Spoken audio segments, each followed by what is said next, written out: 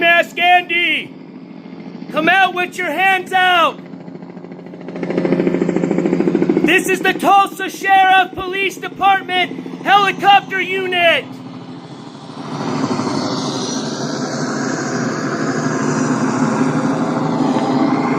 We see you! Come out of your Airbnb! Hands in the air, scumbag!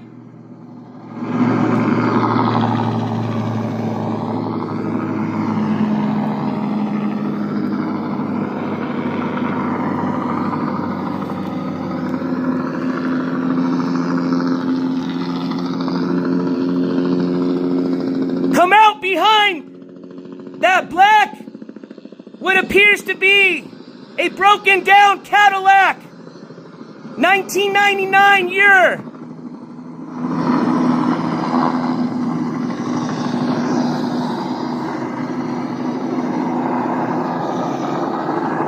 Although you just have a misdemeanor warrant, we have sent the whole Tulsa Sheriff Department, all 200 of our deputies, out to search for the elusive Ski Mask Andy.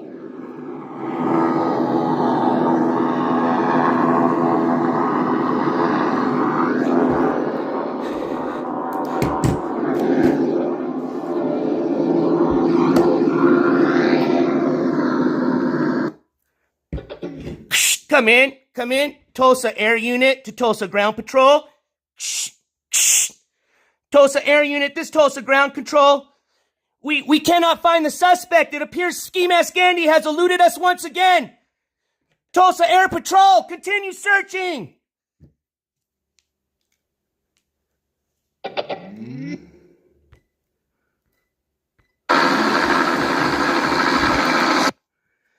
What up, everybody? Welcome to a late night edition. Oh yes, brings back memories of the NJCourts TV show. Give me a second, let me hit these lights, and we're gonna get this show started.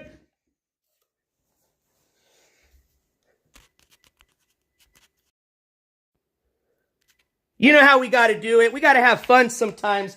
And boy, oh boy, have I heard the fucking biggest shit show of all shit shows. We're going to talk about a little tonight. Holy moly. But let's say hello to everybody. Hope you guys like the little intro. You know how we do it here at the NJ Court Show, especially when we're going to pull a late night edition. Oh yes, it's been a while. Welcome to all my insomniacs, especially all my insomniacs on the East Coast, because I already know it's already Friday morning. So, good morning. To all our mid-coast folks, that's pretty late. For all my West Coast homies, shit, night's just barely starting, so welcome everybody. All right, let me get settled in really quick. I need to get a water really quick. One, need a beverage. We're going to use the Lap-de-Lap today. Doing a little bit different. I got you on the prison app, you know. So, one, hey, you guys can throw out some TTS shout-outs if you want to, you know, just in case you want to help out the channel a little bit, you know. Hate to kind of say it this way, but can I get $1 cash app, please?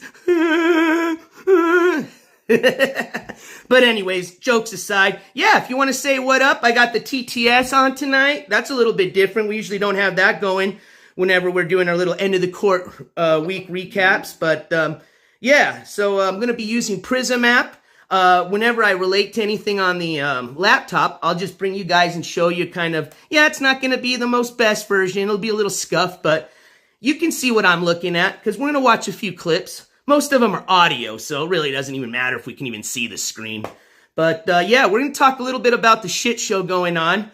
After that, for some of y'all that want to stay up a little bit with me, we're going to start our evidence board. Yes, for those that have been following our pretty much coverage on the serial killer edition of the Toy Box Serial Killer, aka David Parker Ray.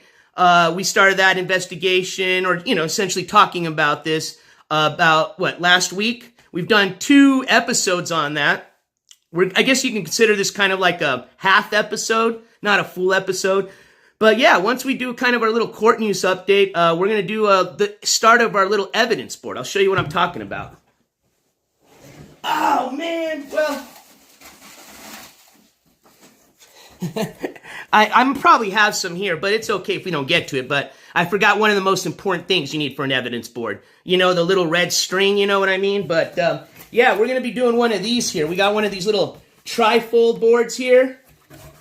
And that way it's portable. You know, usually a lot of your evidence boards, they're more permanent. They use the like chalkboards or the cork boards. We want something that we can take in any of our mobile vans or mobile vehicles, you know, because we are a news station. We travel a lot.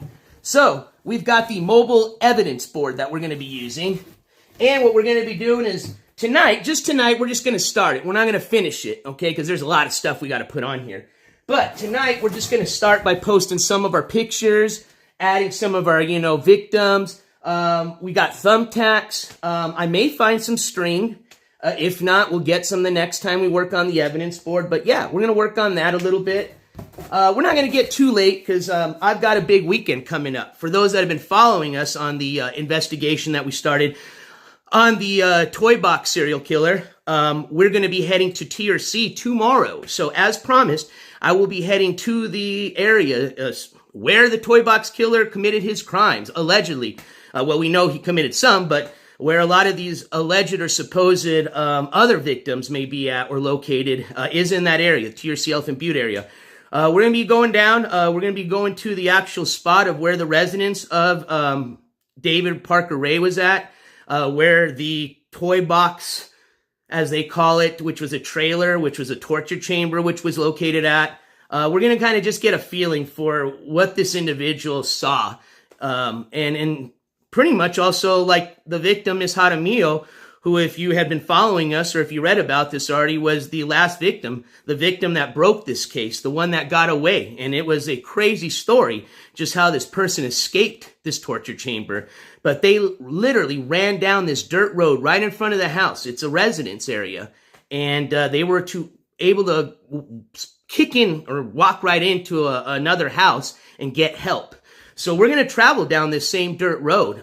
So it's going to give us pretty much a POV view of what maybe some of these victims experienced. Now, the reason we're doing this is we're going to be getting a little bit more information about this case. It's still an active and open case, and there's a lot of unanswered questions, and I'd like to answer a few of those, and I know a lot of you were interested in it. So that's something that we're going to be continuing into the weekend. I just kind of wanted to get that over with. That was some of the news that I was going to let you guys know. You saw it kind of in the thumbnail picture. It said road trip info. There's your road trip info. We already got that over with, okay? So we'll start with a court news update. I got a few dates to go over with you. We'll talk a little bit about the shit show that's been going on. I'm interested to see what you guys have to say in the comments.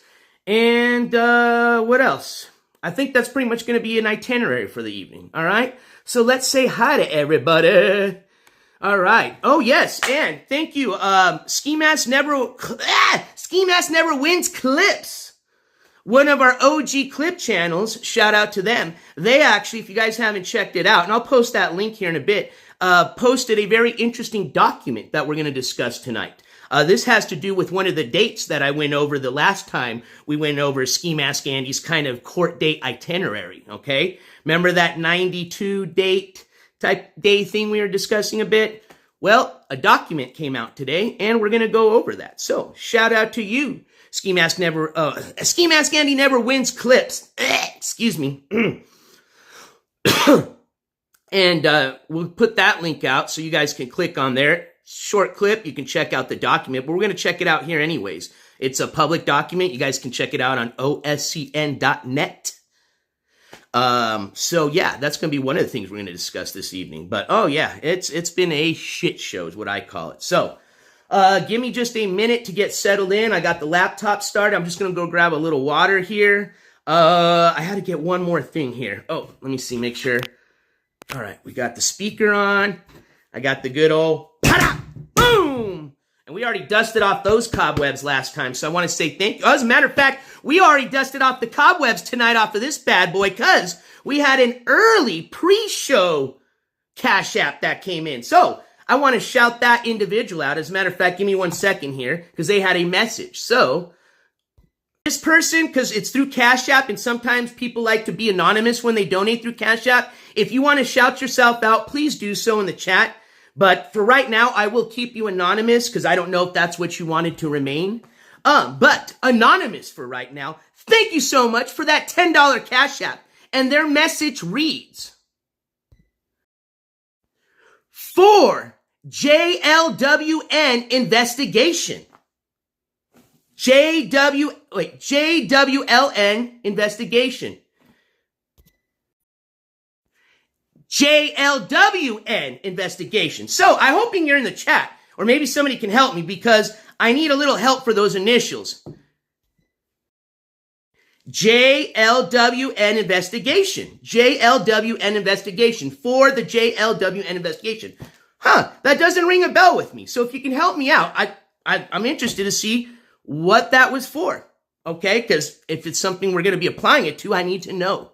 All right. So let's get this show started. Let me go get a water. Thank you guys for being here this evening. Welcome to all my mods. Welcome to all the members of the jury. We've got a lot of new members of the jury. So welcome to all our new members, and welcome to all our OG past members. We got 1 month members, 2 month members, and as promised, I've already put member badges up. So if some of you've noticed why you got weird pictures next to your member badge now, some of you still might have the original. So if you're a 1 month member, you get the original membership badge we've always had, which is kind of like the little sheriff's badge with the gavel in the middle.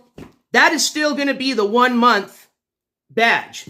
But 2 month, 3 month, up to 6 month memberships, you get different badges. So some of y'all already see the different little badges next to you, okay? Now, shout out to our 6 month badge members. You guys and everybody 6 month and more, you guys have the ultimate badge, all right? You have the can't mess with the press badge, okay? And we've also added a few more emojis if you haven't already looked and figured it out. So if you have found them, if you know which ones are new, spam them.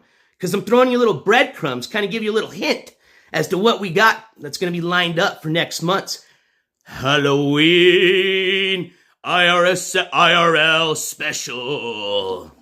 All right, so we got kind of some of that news out.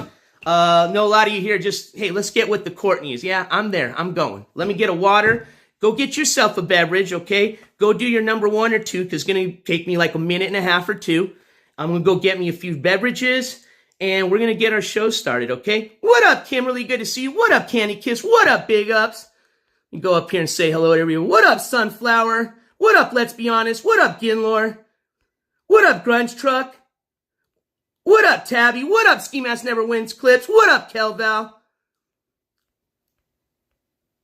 What up, Zia Pride? What up? Zia Pride in the house. You know it. What up, Jack's mom? What up, Squishy Socks? Your Honor, what up? Wandering Spirit, welcome, my friend. Shell97, welcome, my friend. Giggle Goose, hello. Terry Mizzo, hello, my friend. Snack Size, what up? Hey, I saw that clip. We'll talk about the ghost, because we're doing ghost hunt. Well, oh, shoot. All right, well, I told you we were going to do something with ghosts, right? So I didn't reveal it all. But we'll talk about it. Oh, lost my place. Let me go. Let me keep going up. Let me go up. Let me go up. Let me go up. Let's see. Here we go. Here we go. Cesar, what's up, my friend? What up, Dots? What up, Caliban? Got a lot of the OGs in here. Welcome. What up, Moho? What up, Zen? Good to see you. Moms of 4 sons. Hello. I don't think I repeated anybody yet. See, my memory's coming back a little bit. Remember I told you I lost a lot of my memory when I was doing a lot of the Ski Mask clips, you know? You lose a lot of your brain cells when you're watching clips all the time. So shout out to some of those clip channels that took over because, man, I know how it works with the brain cells. I'm barely getting some back, but I can see it already. My memory's getting a lot better.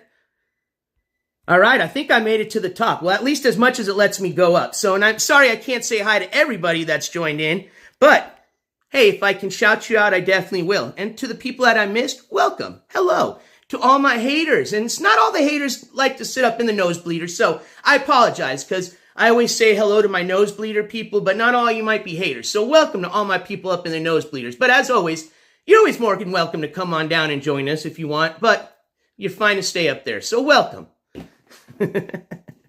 Risa, hello. Welcome. What up, Gort? I appreciate that. I love the positive comments. All right, let me go get my water really quick. We're going to go get this show started, okay? I'll be right back.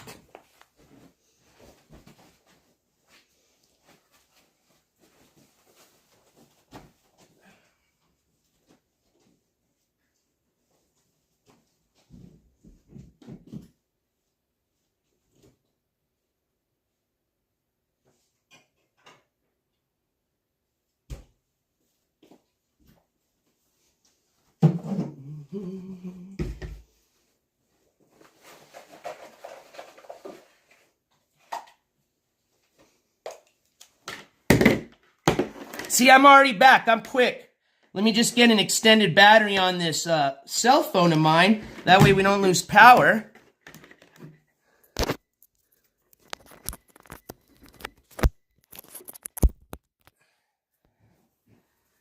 Woo! Man, I might have to do a t-shirt change. It's already hot in here. All right. I got my Coca-Cola. I just got to go get my binky really quick. I'll be right back. I got to go find the binky. Oh, there it is. Binky! Binky, check. All right. See, that was quick. Very quick. Yeah, we need a shirt change. Look at that. That's embarrassing. Whew, man. Let's see.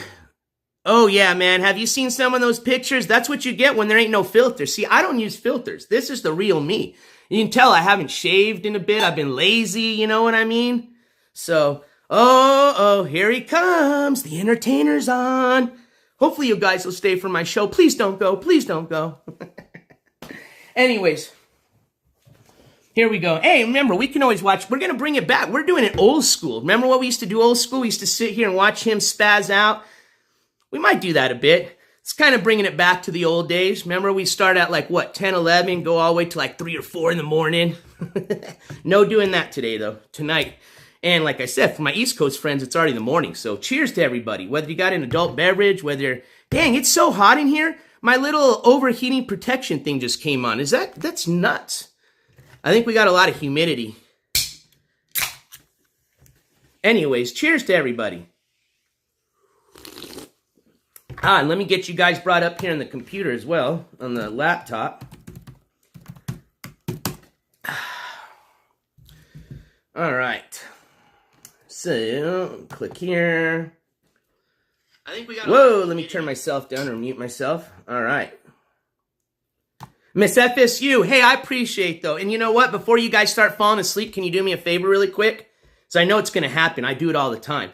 And mods, remember, if you're about to pass out, because I've done it, just click out, okay? Because you don't want to start doing the, timing out with your face and stuff like I do. But anyways, if you guys can do me a big favor and hit that thumbs up before everybody falls asleep or heads out for the evening, because I know it's getting early. It's getting late for a lot of us. A lot of people got to work. It's already time to get ready for a lot of us in like a few hours, okay? A lot of you might be listening to me while you're getting ready for work right now, especially my East Coast friends. So, here we go. We're going to make it a quick show. Like I said, for everybody that wants to stay around and hang out and help with the evidence board, you're more than welcome, especially all my Insomniac friends. But for everybody that just wants a little bit court news before they hit the sack, here we go. All right, so big court news is, let's just get to the chase. Ski Mask Andy, right? Obviously, the guy went from 40 to 60 people watching back to 250 people watching, right? Now, one difference, though, is in reality, it's just like 4 or 5 real supporters watching and 245 people just watching to see when he's going to get caught by the police or now the bondsman, which if I was him, I'd be more worried about the bondsman, especially now that this little document came out, which they already got. It just came out as far as coming out publicly for everybody like us to see on OSCN.net's website. But this was already sent via certified mail to the bondsman last week, okay?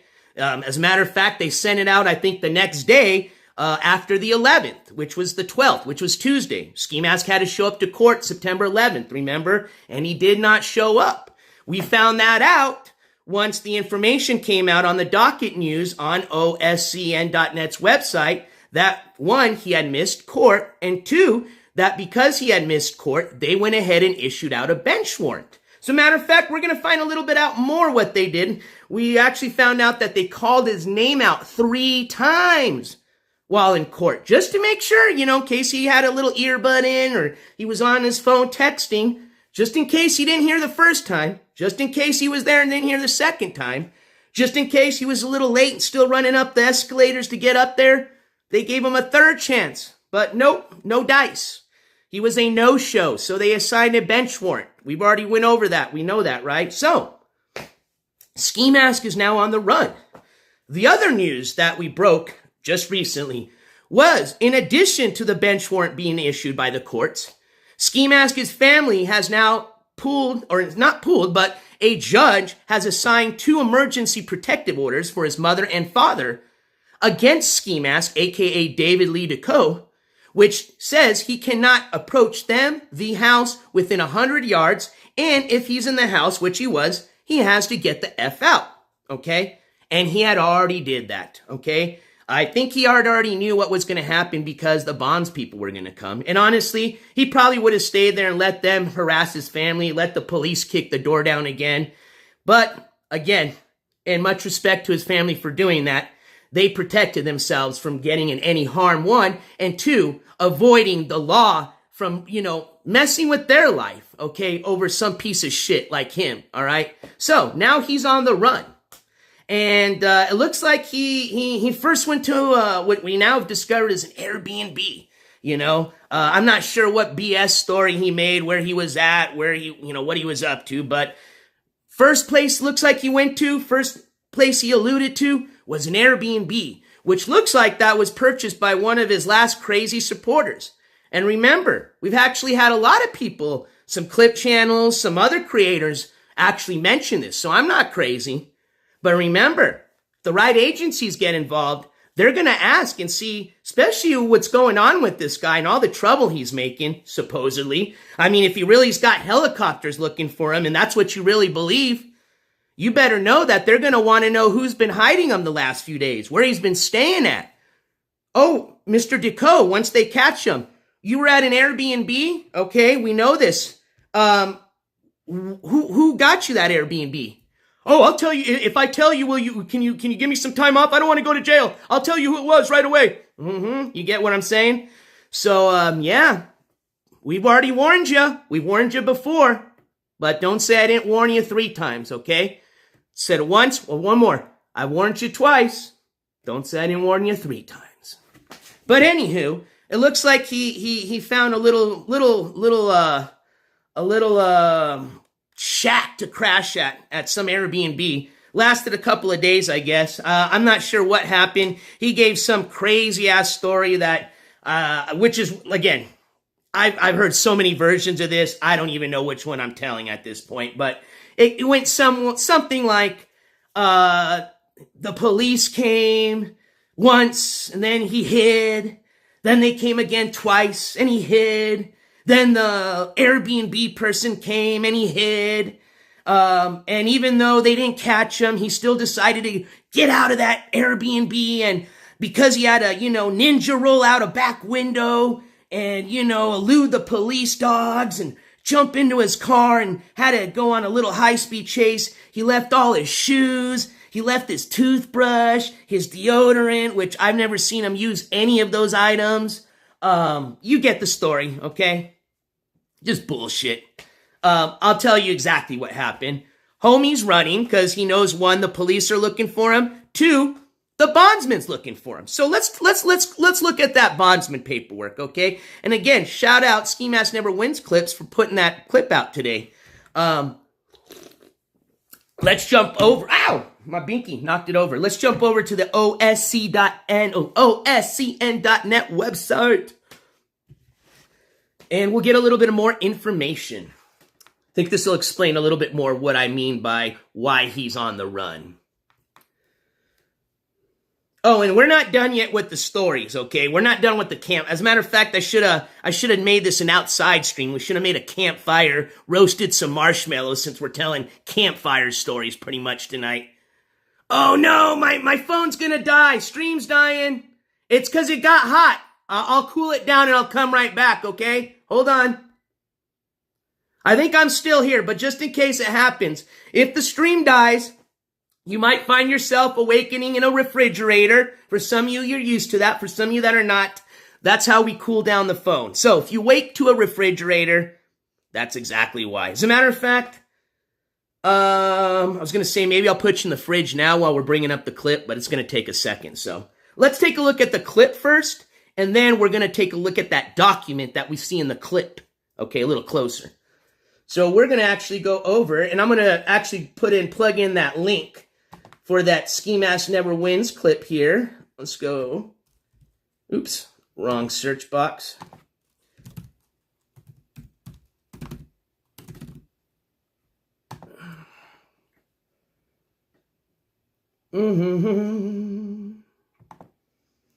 So let's share that first.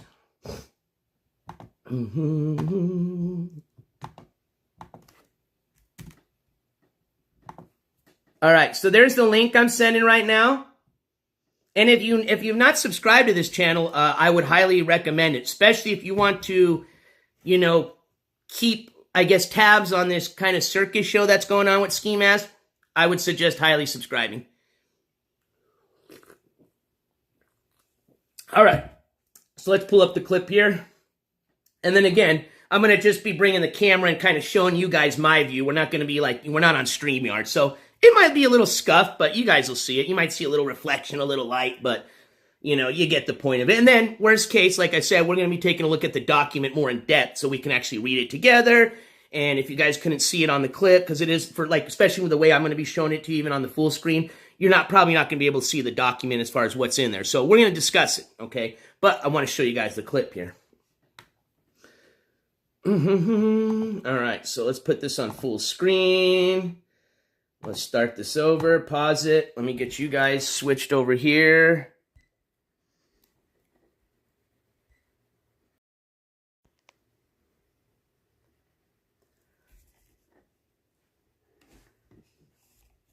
I'll put you guys, I'm going to rest you guys on my knee here. Good thing we're on the gimbal. Now, somebody send me a cash app right now.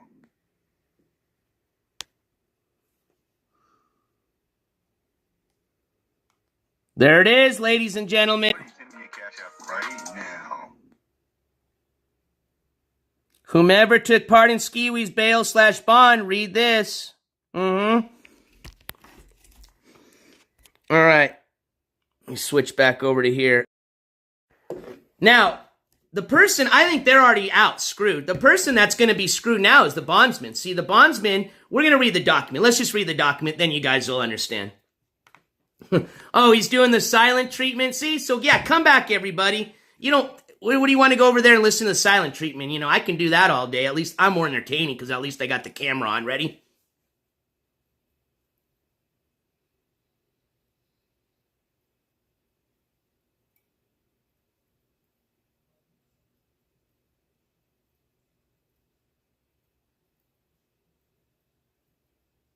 Oh, I blinked. Okay, I messed up. I blinked. All right.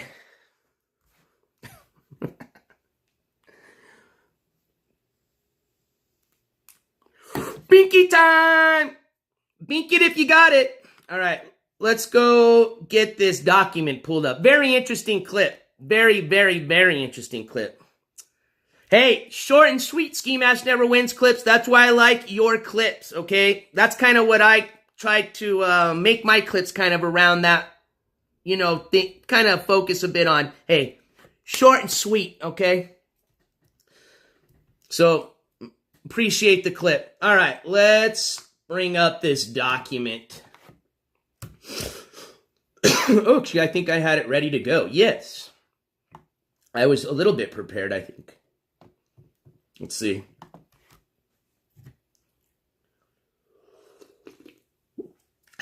Okay. Ooh, and I do got it. That reminds me. I do got to run and get my legal pad because I got a few dates. Actually, we can go over the dates here. Never mind. But just in case you're watching Ski Mask, I got some dates, you know, because I know you're bad on the dates. So you may want to write this down. So you may start wanting to look in your glove pots or under the seat for a pen or a pencil right now because we're not going to get there yet. But Yeah, you've got a lot of dates you're going to have to remember. And I'm going to tell you exactly what's going to happen because most likely, just based on Ski Mask's history, I'm going to say he's probably not going to show to any of these court dates. So things change. Things change very much differently now, okay? Ski Mask really fucked up. I hate to say the F word, but he did. For not showing, I mean, it doesn't make any sense. You showed up to all the other court hearings except one of the most important ones you could have showed up to. And now, because you didn't show up to that hearing, you're in a lot of shit. Because now when you get arrested, it's not going to be so easy to bond out anymore. And I'm going to tell you exactly why. All right. So we're going to go here.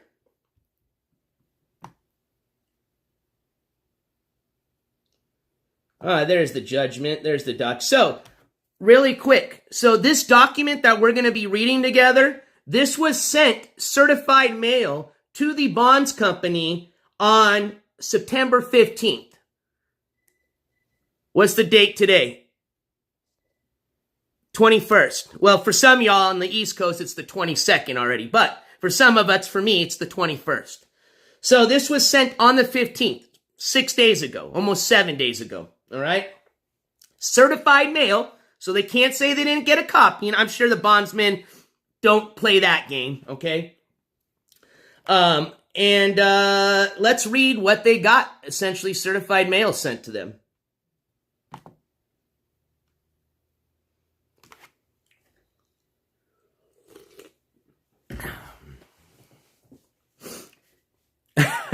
Some toilet wine? Well, you know what happens with Ski Mask when he drinks a little bit, right? He starts talking, he turns into one of these, and then he gets really emotional. He likes to cry. So, I don't know. If Tyrone wants to listen to all that all night, I would recommend he don't make the wine.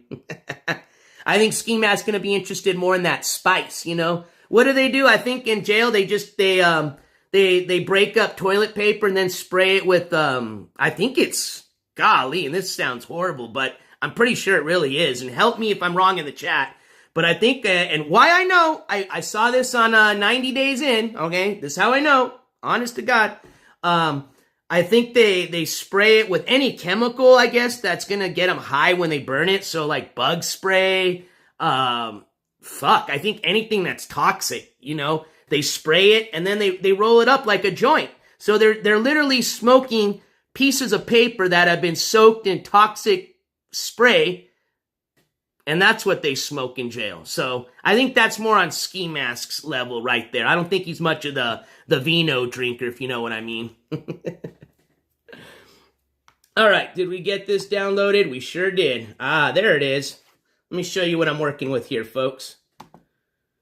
Zoom in here a bit. All right. Let me show you what I got. Pest control. There you go, like Raid. I knew it was like Raid or something like that. Oh, gosh. You're definitely losing brain cells there. All right, so here we go. Actually, let me see if I can get this a little bit better, because it's going to be a little bit hard for me to try to... Let me put this on the stand. Give me a second here. Zoom down. There we go. Zoom in for you a bit. How's that? I think that's pretty good right there. So we'll start from the top. So this is, just to show you. There it is. Filed September 15th. There's your case number. State of Oklahoma versus David Lee DeCo. Okay, can't say it's not him. So let's read this together. On the 11th day of September 2023, the above cause came on for hearing according to the regular assignment of the docket of this court. The court finds that the above named defendant, having heretofore been charged with the crime of, count 1, assault and battery, having been committed to bail in the amount shown below and released on an appearance bond executed by the bondsman and, if applicable, his insurer, as shown below. So there you go. That's the two, well, one's the pretty much the owner of the bonds company, and the other individual is the bonds person, okay? That's why you see two names. And to the right of it, you see the amount of $500, okay? So what this is saying, and actually let me finish reading, then I'll kind of go over this here with you. So let's go to the next paragraph here. Okay.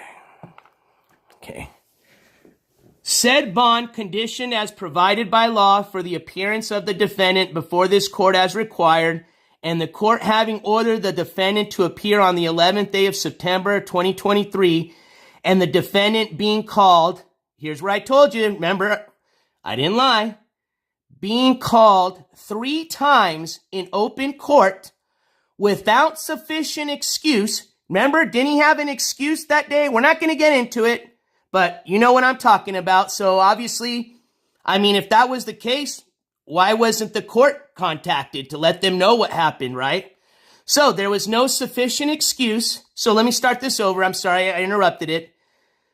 So, court having ordered the defendant to appear on the 11th day of September 2023, and the defendant being called 3 times in open court without sufficient excuse, failed to appear before the court as ordered, or departed therefrom without leave from the court.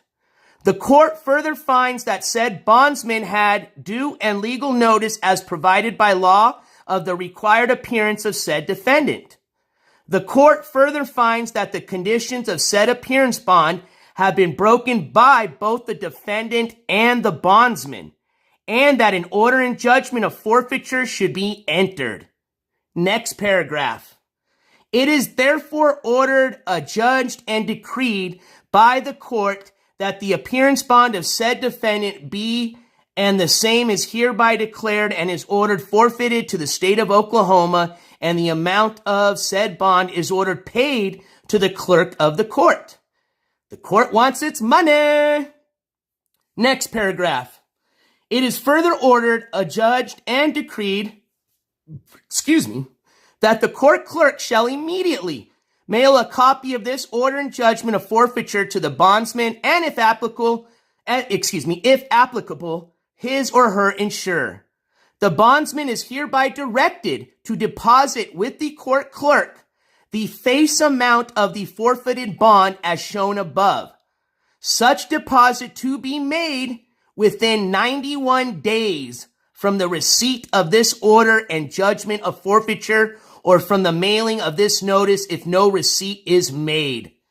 Signed by the judge. All right. Oops. I do here. Click out of this. There we go. So, that is the document that was just put out by the OSCN.net website. It was available now. If the note was already available on the 15th, okay? But if you wanted to download the document, it would have said at that time, document not available. Now the document was made available, and here it is. So, this goes back to, let me show you here, this date right here. I'm going to scroll up here. Let me just go the quick way here. So, when we're looking at new dates here for Ski Mask, let me point you here the right direction. Let's zoom in here. So we see, he missed the Monday, September 11th date. That was at 9 a.m. So you see this new date at the bottom right here. Let me get my cursor. This one right here. For Saturday, December 16th. One, I think that's a weekend. Obviously, the courts are closed on the weekends. And if you see there's no court date, look at the time, 0 a.m. So what this date has to do is, that's the last day. Let me just break it down pretty easy for you. That's the date the bondsmen have to bring Ski Mask into the court or / jail by, or else they got to pay $500 to the court.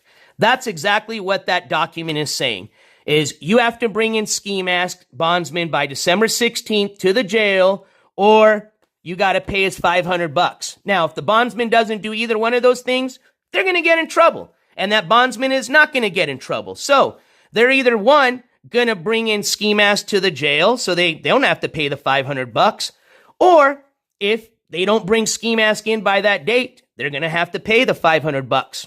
All right? So Right now, Ski Mask is worth $500 to those bondsmen. And I'm going to tell you, they're going to go after him for $500, ladies and gentlemen. Even though that might be pennies for some of those bondsmen. And it isn't. $500 is $500. It's the point. If they know that everybody in jail finds out, hey, this so-and-so bondsman won't go after you if, you don't show up to court if it's $1,000 or less. They don't care. That's what's going to happen. They don't want that reputation. They don't want people running from them. So, yeah, they're going to go after him. So that way, when they put his ass in jail, Ski Mask's going to say to all his jailmates, yeah, man, that bondsman didn't fuck around, man. I didn't show up to court, bro. And shit, man, he came by and found me in like 4 days, bro. You know what I mean? Now, some of you may ask, well, what happens, NJ, if the police catch up to him first? Well, here's how that works. This all, like you read, this forfeiture was signed by the judge. So all this means is, well, not all this means. So what the decision that, let me see where I'm going with this. So that decision is solely made by the judge as to whether or not they're going to still charge the bondsman if the police bring Ski Mask in. So where I'm going with that is say the police reach Ski Mask first, they arrest him, and they take him into jail for the bench warrant. Since the bondsman is not the person that brought him in, that judge could very well still charge him the $500. Because if you read, they've already forfeited the bond. I mean, a lot of bondsmen, and I know this by experience working with some of them and knowing some of them, they usually will call and meet the defendant down, or they'll go pick his ass up. If they know he's kind of shady, like, I'll tell you this right now. If it was me, if I was that bondsman and I'm reading David's fucking record and I see this guy, he runs a lot, even though he's on bond, he still runs. I would have picked his ass up and brought him to that court date on Monday. Okay. At the minimum, I would have been waiting at the courthouse, calling him on the phone, 1 hour before the court time and saying, hey, bro, are you on your way? Where are you at? So, and I don't know if they did that. I have no clue, okay? So, there's some responsibility. The responsibility is put on that bondsman. And right now, the court is saying, hey, you didn't do your job. So, yeah, that judge, if they're upset, they could say, you're not going to get your money back. Now, if they want to have a good relationship with this bond company, or say this bond company has had a great relationship with the courts, that judge could very well say, you know what, you don't have to pay, since he's in custody, you don't have to pay the $500. So that decision is solely made by the judge.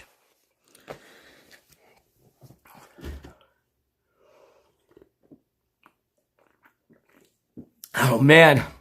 And I see y'all talking about the chase. Yeah. Flip over here.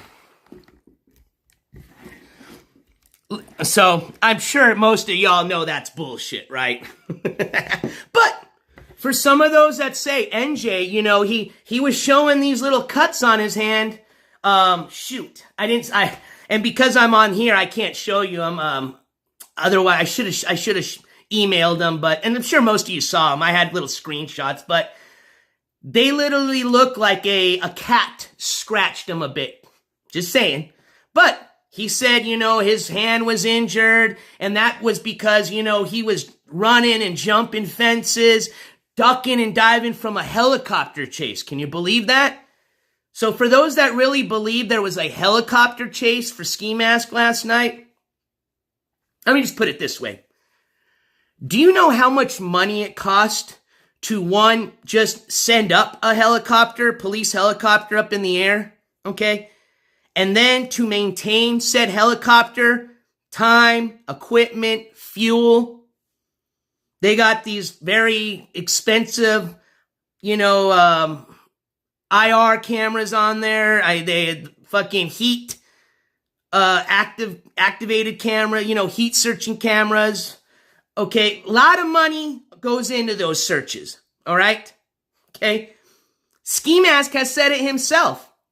All it is just a misdemeanor. They're not going to come after me for a misdemeanor warrant. Well, they already did once, okay? But if that's his, say, it is, okay? Yeah, it's just a misdemeanor warrant, and you agree with that. Well then, why the hell would they have sent helicopters to go after somebody with a misdemeanor bench warrant? Now, eventually they're going to, they have a unit just like that unit you saw when the sheriffs came and his door. That's a special unit that does that. That unit, all they do every day is serve warrants, okay? So whenever his name pops up on their paperwork, with whether it's a few days, whether it's a week, whether it's in 2 weeks, whatever, yeah, they're going to go back over to his last known address and they're going to go looking for him, okay? But for a misdemeanor bench warrant, probably not going to send out a helicopter to go look for you. Just saying. But hey, I could be wrong.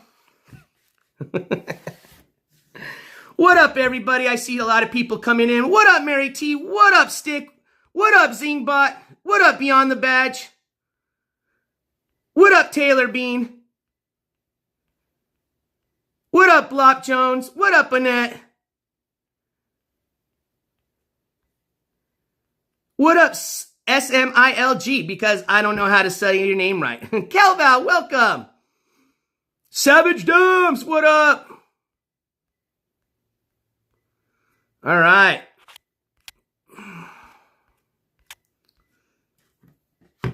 So here's the fun part. Here's where I get to kind of read chat and see what you guys are talking about. So that's kind of a little bit of your news. Now, what is he up to lately? Well, he's been sitting in his car. I think he's playing the silent game. Well, no, he's now, I think, it appeared the last stream he was on, it looked like he was somewhere. I have no clue. I don't care. But it appears that he has maybe possibly moved from his car to an interior of a building. Who knows? But either way, I'll tell you this. Whether it's the bondsman, whether it's the police, one of those is going to catch up to him here very soon. But I have a feeling just because based on the way he's acting, based on the fact that he's driving around with a vehicle that has, and this is true because he did get tickets. Oh, and this is a perfect segue into what I wanted to discuss next. Because now there's going to be a little bit different outcome now once Ski Mask is arrested, okay? It's not going to be no more, remember in the video when he's trying to kind of act tough with those cops and say, yeah, I can get out for like $500, no big deal, and what's 10% of like 1,000 even, okay, $100, yeah, what's 10% of $550? But guess what? It ain't going to be no $500 bond no more, all right? No. Here's why. And actually, we'll just get right into it. Here's what happens. Remember, and remember what the reason I was saying is he's one, expired tags. He doesn't have any insurance. The reason we know that for sure is, truthfully, one thing he did say that was truthfully. Now, he made up a bunch of shit about it, but what he was right about was he did get pulled over and he did have tickets issued to him. It's in the docket notes. We went over that. He's got 2 tickets issued to him, okay? As a matter of fact, he's got a court date for those tickets on, and Ski Mask, if you're watching, this is one of those dates you better write down here.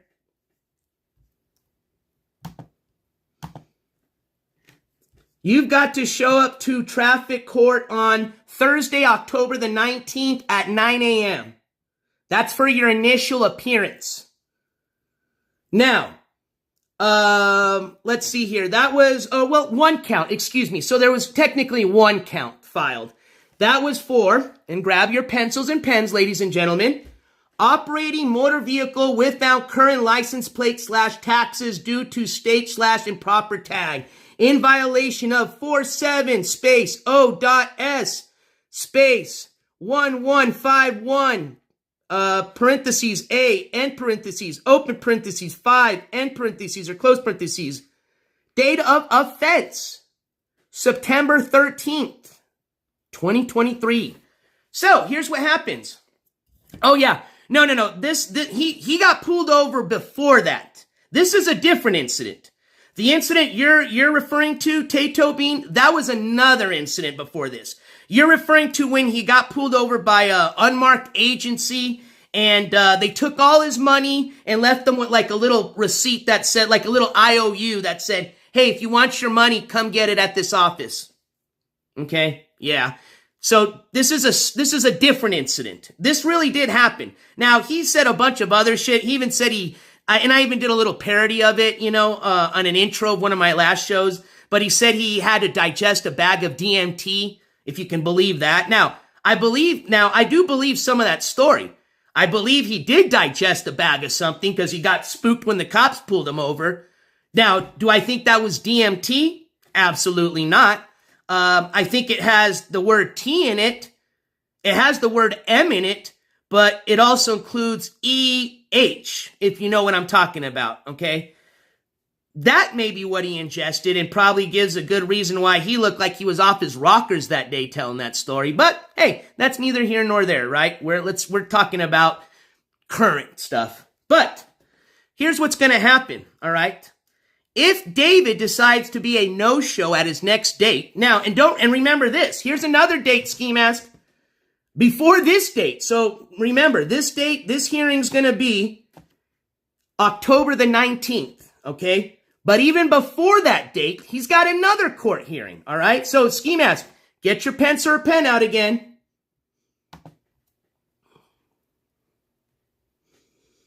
And let's see here. Just got to go to one of these here.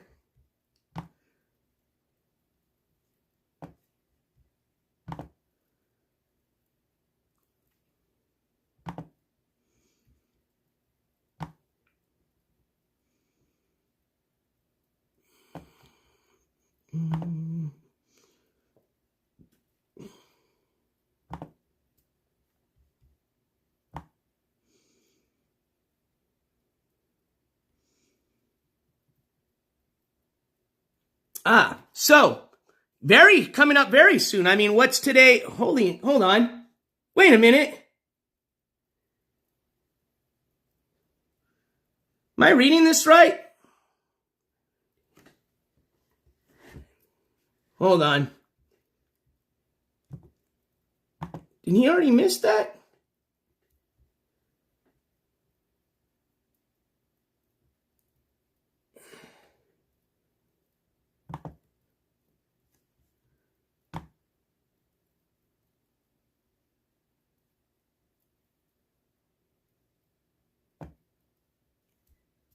Oh, no, never mind. I was like, no, I know my dates were right. September the 29th, okay? We've got the court cost hearing. That's going to be at 2:30 p.m. That's a Friday. So Friday, September the 29th. It is the 21st right now. It's going to be the 22nd very soon. So that's going to be 7 days, 1 week from tomorrow. You got to be in the court again. And this is going to be for the third or fourth time. Same judge explaining why he's not made a single payment of the over $5,000 he's owed. As a matter of fact, the last time he was in there, they said, you know what, we'll make it easy for you. We're going to give you the lowest amount of payment we can actually assign per month for you, which was $20 a month, 20 or 25. I think it was 20. And that's all he had to do. All he had to do was pay $20 a month for like pretty much 30 years or some crazy amount of time. But it kept him out of trouble. He was on a payment plan. So let's just assume he's not showing up to that, because if he does, most likely they're going to arrest him because he's got a bench warrant. But so he doesn't show up, okay? Let's just play the devil's advocate. So doesn't show up to September 29th hearing. So we've already got one bench warrant issued, right? Because he didn't show up to his court hearing on September 11th. That had to do for him breaking his probation, not showing up, doing any of his probation from his plea deal that he took for the assault and battery on his brother, okay? And they gave him a plea deal because the original charge, remember, there was two charges. Assault and battery on his brother, and then domestic assault and battery on his mother, all right? That's a long story. We're not going to get into that. But as part of the whole plea deal, all he had to do was plead guilty to the assault and battery on his brother. So what they did is, instead of giving him the 90 days of jail, okay, which that's what they could have given him, they gave him one last chance, which in my opinion, they shouldn't even have done that. But hey, I'm not the judge. They gave him one last chance and they said, we're going to give you probation. So they said, all you got to do is show up to probation, show up to anger management classes, which you could do online, and pay your court costs. Start your payment plan of $20 a month. He did not one of those single things, okay? So it went back to the judge that, he didn't show up to anything. So they assign a bench warrant for him. And remember, he also picked up an obstruction of an officer charge when they served that last bench warrant from him. The one that you can look at the video that we posted up, okay, where they boom the door down, okay? That was a bench warrant that was being served because he didn't show up to his probation, all right? He bonded out of that, all right? He was supposed to show up to court on the 11th. He didn't show up. So the judge, that document we read, the judge said, no more chances, bench warrant issued, you run into him, you bring him to jail, per the judge, okay? So no more chances. So going back to my story. He's got one bench warrant issued for his arrest now. One, okay? If he doesn't show up to this court cost hearing, and you can read the document. I've presented it, and it's available publicly on this website, so you can pull it up yourself. But there's the document that the judge and him signed that says if he doesn't make any payments, doesn't show up to any of his, assigned hearings that he's supposed to, they can and they will issue out a bench warrant for his arrest. So let's assume, devil's advocate, he doesn't show up to his court cost hearing coming up here on the 29th, next Friday. All right, next Friday. If he doesn't show up, they're going to assign a bench warrant. That's now going to be 2 bench warrants from Tulsa County for his arrest. Now, come October 19th, okay? And I think that's correct. If I'm not, correct me in chat. That's going to be his traffic court hearing. Devil's advocate again. Let's assume he doesn't show up to traffic court, okay? What are they going to do? They're going to assign another bench warrant. That's going to be a total of 1, 2, 3 bench warrants, okay? Now, that's when it gets a little serious because now you're kind of a serial offender, all right? When you've got more than 1, more than 2 things going on, you've got 3 bench warrants. And again, don't forget, that's just for the state of Oklahoma. This individual, David DeCoe, has bench warrants for his arrest in the state of New Jersey. He's got 2 of them. And he's even got a traffic ticket that he's had over a year to pay. And he's not paid 1 bit off it. So that's going to be another bench warrant in New Jersey that they're going to be probably issuing out here very soon. So I'm sure within about the next couple of months, he's going to have 3 bench warrants out of New Jersey. He's going to have 3 bench warrants out of Oklahoma. And then he already has 2 bench warrants out of the state of Nevada for assault and battery. Okay? And he has a bench warrant out of the county of Wagner, which is in Oklahoma. So technically out of the state of Oklahoma, assuming he doesn't show up to his next 2 court hearings, he'll have a total of 4 bench warrants out of the state of Oklahoma. All right? Now, here's where I said shit changes. Let's just start by the next court case, okay? So let's assume he doesn't go to his court cost hearing. They issue out a bench warrant. So now he has 2 bench warrants, okay? So he's on the run. He didn't show up to court cost hearing. He didn't show up to his probation hearing. All right, they catch up to him because they are, all right? Because 1, he's not leaving. If you guys haven't figured it out, you know why he hasn't left the city of Tulsa? And you want to know why he's hanging around the train station area? That's not a dox either. Everybody knows because you can hear the fucking train behind him.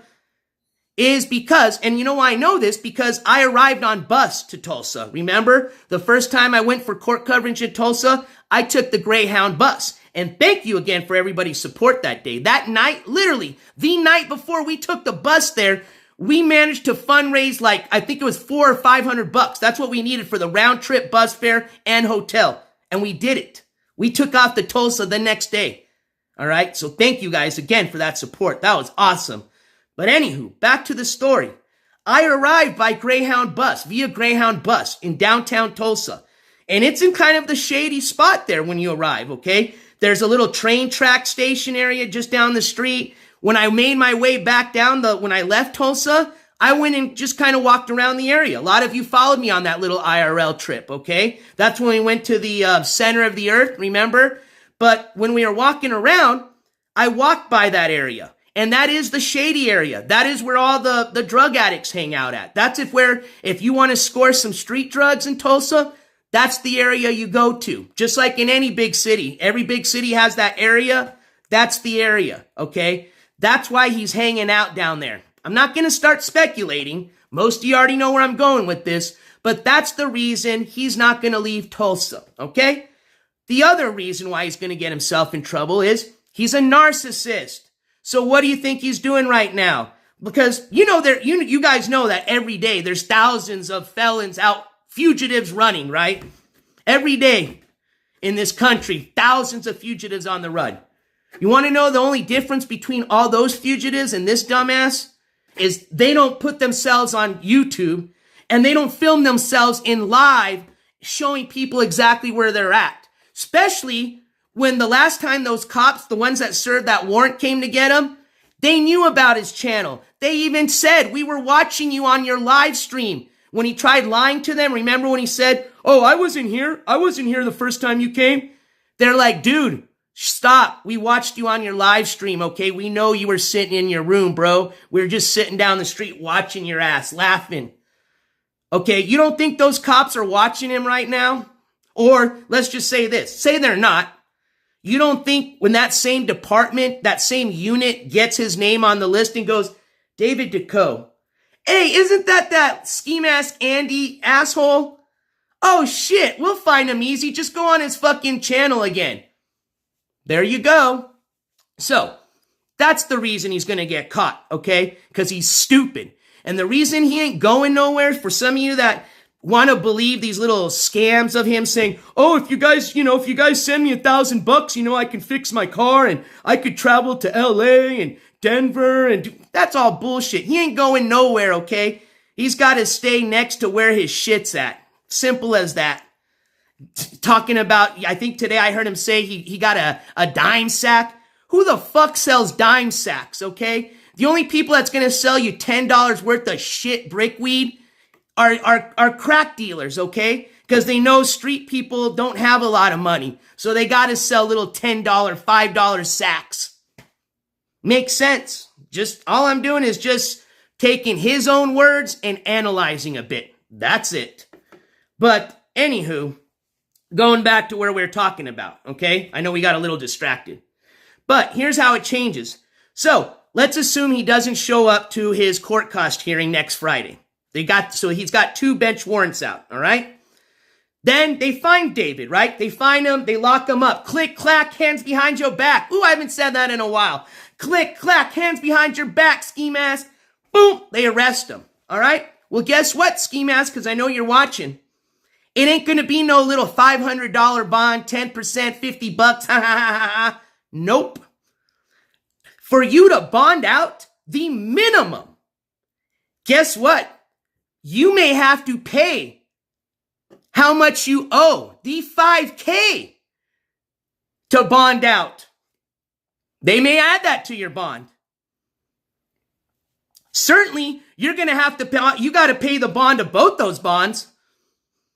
Minimum, you're going to be paying the bond for both those bonds, so it ain't going to be a $500 bond. But if that judge can put your bond amount as the amount that you owe. So if you owe $5,000, guess what? Your bond amount's going to be the additional bond amount that they've assigned, $500, plus I think on the other one was $1,500. Yeah, so he's got $500 now. No, it's $1,500 total. That's what the bonds company owes the court is $500. But for this last bench warrant they just put out, and I may be mistaken, I think we read together, it said $1,500 bond. So for him to bond out when they arrest him this time on one bench warrant, it'll be $1,500 to get him out. Okay? Now, on two warrants, it's going to be the $1,500 plus whatever the bond amount is on the next warrant, plus possibly the additional money that he owes. So let's just play an example, okay? We know for sure this one bench warrant, the bond amount is $1,500. So write that down, $1,500. Let's just assume the other bench warrant's $1,500. Okay? So he doesn't show up to his court cost hearing. They assign a second bench warrant. Bond is $1,500. That's now $3,000 to get out. But that judge very well and probably will is going to add that $5,000. So guess what? Now your bond is $8,000 to get out of those 2 bench warrants. Now, let's assume he's still on the run and he gets the 3rd bench warrant, okay? He doesn't show up to his traffic ticket. So now he's got 3 bench warrants assigned to him. Do you know how much it's going to cost to bond out then? Yeah, you see where I'm going with this? So it's not going to be no easy peasy $500 and I'm out, all right? And remember, you did this to yourself because you didn't show up to the 4th hearing. You showed up, well, you didn't show up to the first one, remember? You lied and you said you had COVID. But you had already showed up to a total of 3 hearings having to do with all this. You just had to show up to 4th one. But the reason you didn't is because I know that the last time they told you, you got to show up with a lawyer. We've already told you twice. And if you don't, click, clack, 90 days behind your back. So, and maybe they weren't. Maybe they were going to give you probation. Who knows? You know. But you ran. Now you made it way worse for yourself. So, and like I said, with these other hearings coming up and you probably not going, it's going to be way worse. What would have been a 90-day jail sentence at the minimum, you just increased to Lord knows what at this point. Should have just stayed in jail. I agree, Cesar. Think about it. I mean, the guy was already in a jail, surrounding. He's locked up, shacked up in his room with the lights off, eating the same type of jail food, just a bunch of fucking, Debbie little cream pies. Oh, wait, that's what I eat. The little chocolate things and Dorito chips and energy drinks, That's just the same shit you can buy in commissary in jail. So you're eating jail food. You're in a little room like a jail cell. You're in there by yourself, which, you go to either, you don't go to Gen Pop because you know what they're going to do to you because you're a woman beater. You guys realize why. So let me just, this is another thing we're going to talk about really quick. For some of you that don't understand, because I've been watching chat, I've been reading his chat. There's especially a lot of the new people that are kind of just coming into this incident. They're asking him, it doesn't make sense, Ski Mask. Why didn't you just go to court? It's just 90 days. You're always talking about, oh, I served 3 years in jail. I'm a tough guy. I'm a kingpin, So a lot of people are kind of like, dude, it's just 90 days. Like, that should be nothing for a guy like you. You want to know why he's terrified of even just 1 day in jail? Is because that dude, because of his record, okay, because of his tattoos, okay, they're going to confront him the minute he gets into Gen Pop. They're going to ask him, which, obviously he's a white dude, looks like he's a jail dude. You know what? Who's going to be hitting him up first, right? And they're going to want to see his fucking paperwork. They got a nickname for all that shit. I don't know, because I've never been to jail or prison. All right? But they're going to check him, okay? They want to see who the fuck this is. And when they realize that this guy's a woman beater, they're going to treat him the same way as they do with the you-know-whats, okay? That's why he's terrified. So, the reason I say this is, anytime he has to go to jail, the first thing he wants to do is either go into a solitary confinement or a medical hold or whatever, okay? So, let's just assume he's always in solitary confinement. You're always by yourself. So, back to his room. Small room, dark room, little bed. You're there by yourself, eating commissary-style food. Dude was already living in prison. Now, here's why. He knows he's gonna, he's terrified of prison, but you can't smoke weed in prison. You can't do the other stuff in prison. So, hey, yeah, he was pretty much living in his own prison cell, and I agree he should have just gone to prison, because what was the difference? That's the difference right there, is when he's in prison, he's got to be on all sorts of, medication and drugs, because he ain't got the... And he's very self-conscious about the way he looks. We know this. We've seen all the filters he puts on, and we've seen how he looks now. Everybody's like, dude, did you age like 20 years? Yes, he did, because he's really 40. He just looks like he was 20 years younger because he's got all these filters on. All right? That's why when I first saw Ski Mask in the courthouse, the first time we ever went there, I had to do like a triple take because he looked completely different. I mean, not only did he have all the little sores, the dude looked like a 45-year-old dude. And I'm like, what the that is him, you know? But hey, what's up? Dreamology, shout out to you. Welcome. Cut the shit. Welcome. I appreciate it. Thank you for the comment. What up, Stick? Yes. Hold them pockets, buddy. You know, he'll actually enjoy that, okay? But he's going to have to get out of solitary confinement. So it's either going to be, or if he wants old Tyrone, which, you know, Tyrone will protect him. So, you know, I mean, I guess it works out for him because he gets Tyrone's protection. Otherwise, they're going to beat the shit out of him. And in return, Tyrone gets the old, you follow me? So, anyways, yeah, the dude's, that's why he's terrified of going to jail. He can't do his shit there. I get it. The guy lives just like a jail dude, okay? I mean, right now, he's living like a, he's living like a homeless street guy, okay? He did that to himself. So, yeah, go serve your jail time. Get it over with. Why are you running and doing all this shit? 1, because he's lazy. 2, he's terrified of jail because he knows what's going to happen to him. His fault. You're the one that decided to hurt women and females and be a fucking deadbeat dad.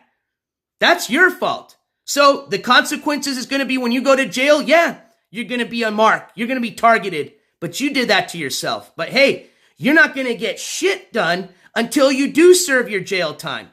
You're either going to keep running and you're going to get caught because he's an idiot, okay? It's not like, oh, he's going to be running his whole life. Hell no.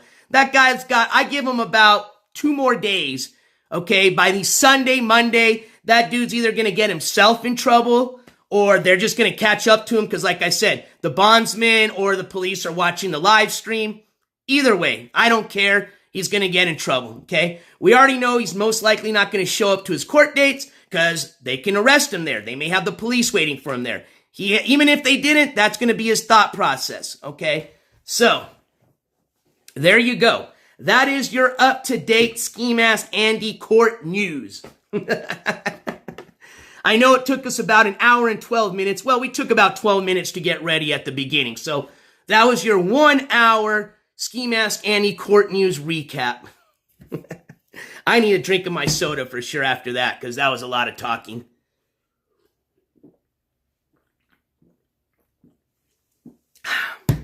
So, what you can expect to kind of conclude our little recap here. Actually, let me take a little drag of my binky. Cheers to my little binkies, fellow binkiers.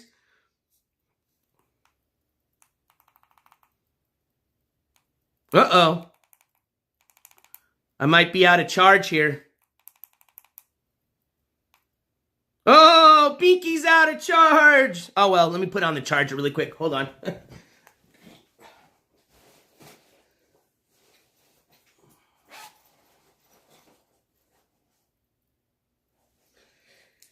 Right. Anywho.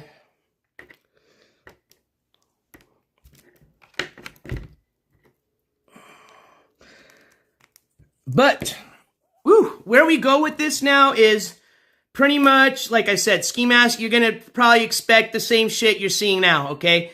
Just the most manic, crazy stories you've ever heard. Nobody believes them. The guy's going to be begging every day for, you know, his cash apps because he's got to have the money, not to eat. He's got to have the money for you know what. I mean, he's already said it. I mean, famous last words from that guy is, "This is my last blunt." Do you know how many times I've heard that? It's either, this is my last time streaming, or this is my last blunt. And then every live stream, this is my last blunt. Bro, is it like the never-ending blunt? You know what I mean? Like, what the fuck? But all you're going to see this guy do is this. He's just going to be begging for money every day. He's going to give you the craziest stories and excuses, which everybody knows is bullshit. So I'm just eagerly waiting to see what scam he's going to come out with tomorrow. Because by now he's had to already figure it out. The stories aren't going to work, okay? The sympathy donos are not going to come. I mean, it even got so bad that this asshole was literally saying this. And this is what really ticked me off, okay? Because this is disgusting. This fucking jerk was saying, hey, either if you don't send me donations, I'm going to hurt somebody. Or I'm going to go hurt myself. So pretty much his scam now wasn't even a sympathy scam. It was, hey, I'm going to hurt someone or I'm going to hurt myself if you don't donate to me. Get the fuck out of here, man. You follow me? So this dude, all you're going to see is him is just, we saw this before. This is just going to be a repeat of what we saw when he was running from his shit in New Jersey, okay?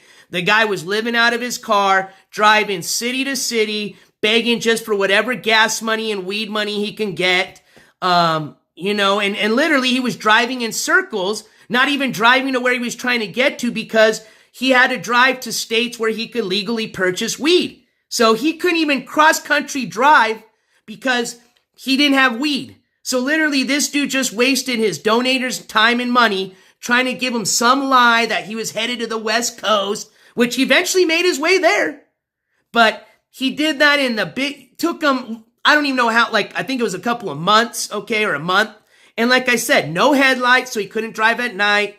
And not to mention, remember, he had a crack on his radiator that he MacGyvered.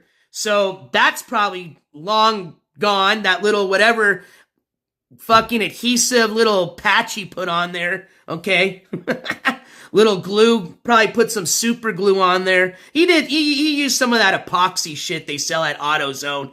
That shit ain't gonna work, okay? It might have worked temporarily then, but I guarantee you, he's probably leaking. I guarantee you, the guy don't know nothing about cars, even basic maintenance. So I can guarantee you that dude's riding around with probably he's gonna overheat, probably has no freaking coolant in his car. So yeah, he's either just gonna break down and then he's gonna be out on the streets, but till then he's just gonna be living in his car, begging for donations just so he can get to the next city. And just for right now, because he's so gone on you know what? He ain't going nowhere. So all he's going to do is beg every day just for the minimum amount to get him high. That's it. And if he thinks he's lucky, he's just waiting for that big donation. Because like I said, don't matter. You could give him $2,000. Ski mask, here you go, bro. Go change your life. He ain't going nowhere. He's just going to take that money and go get fucked up for a week. That's it. He did it the last time with that amount of money.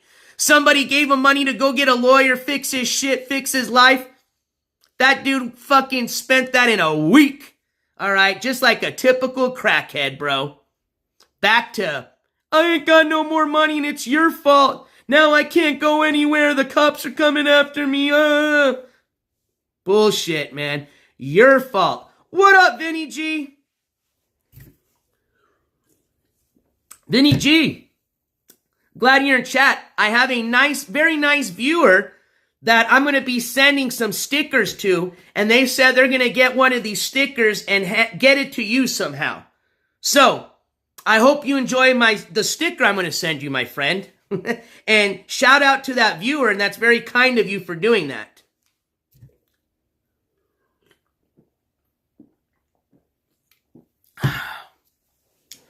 And I noticed he streams, let's see here, Big Up said something.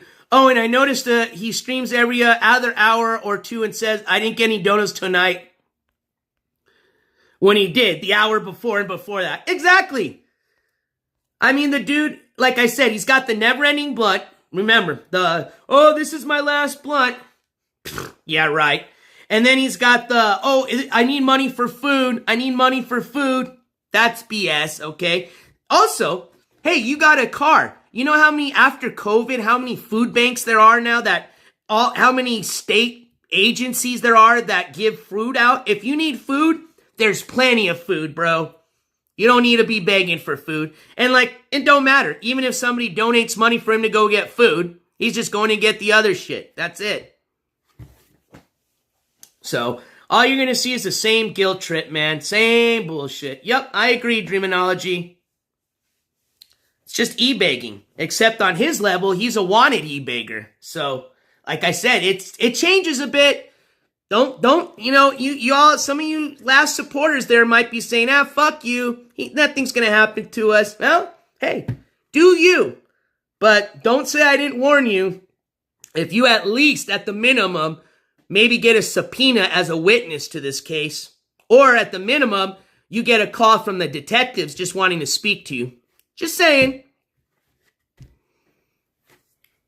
Especially whoever got him that Airbnb or whatever. Especially whoever's letting him shack up at their place if that's where he's at right now.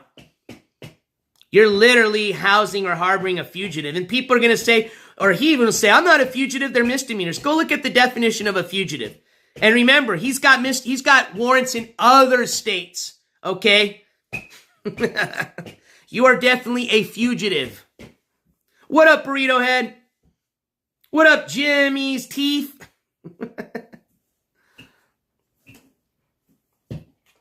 All right. So that concludes our portion of the court news update, okay? I see you. I see some of you still watching. Thank you for staying up. I appreciate it. That's our court news update. So what do we have for the rest of the show? I already kind of gave you an itinerary of what I got going on tomorrow for the rest of the weekend. For some of you that just joined a little later, I'll tell you really quick. We started a little bit of a kind of a special, for most of you that are used to watching this channel, we start as a clip channel. We still do the clips. And then we do the court news coverage right now. And we've started on a lot of individuals, okay? A lot of people, a couple of people we've already finished coverage on, which means their case is already closed. We've still got a lot of people that we started at the beginning when we started doing the court coverage, and we still haven't finished that coverage on individuals. Ski Mask, Controlla, all right? We recently started covering in the year Sunny IRL, which that was the last case that we attended down in Houston, Texas. That's going to be continued as well. So, got the Ski Mask continued coverage, the Controlla continued coverage, Sunny IRL continued coverage. We started coverage on the Cyrax court case. We have not finished on that. As a matter of fact, that individual has a court date coming up, I believe,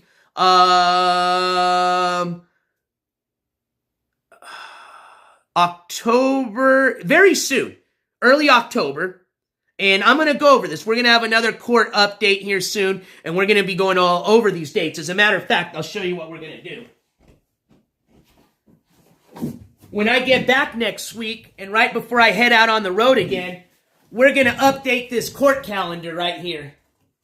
So, we already finished September. We're still going to do September just so we have, like, the dates for history, for, timeline purposes. But we need to do in October. All right, because we're nearing the end of September, and we're going to start October. And we've got a lot of cases in October, okay? So we've got to fill those in. So that's going to be probably Monday when I get back from our road trip, the weekend road trip. And we've got court cases we'll go over with Cyrex when those dates are coming up. Controlla's court date coming up. Sonny's got a court date coming up in October. Ski Mask got stuff in October. He's got stuff next Friday that you'll have an update on. And obviously, there'll be breaking news updates because I'm sure we're going to hear something coming up soon regarding Ski Mask or any of our other individuals we're covering. But where I'm going with that is we started something a little bit different. And, it seems like we have a lot of good feedback. And it may be something we'll continue with a second, essentially special edition of our kind of covering serial killers. We're covering a case now that, although it's considered old, and not very old, this is from, 99 to 2000 era, and these crimes were committed way before then, sometime early 90s, 80s, even maybe in the 70s, but whatever. We're covering cases that may be active.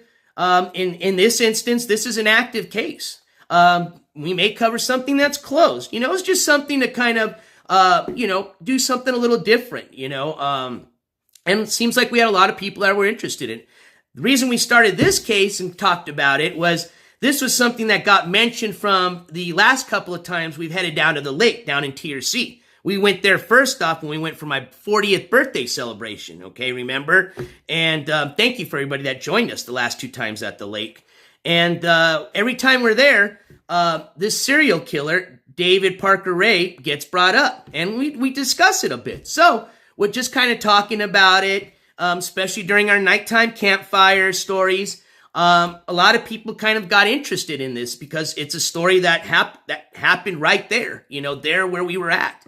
So, being that it's just 45 minutes away from where I'm at here in Las Cruces, northern New Mexico, we decided to kind of get a little bit further in that case. We learned quite a bit of information, okay? And we're still learning more information, and that's kind of the reason we're heading up there. And that's where I'm going this weekend. I'm going to be heading tomorrow for possibly, hopefully, to get some interviews from some locals that may know more about this case, that may have been there during the active investigation.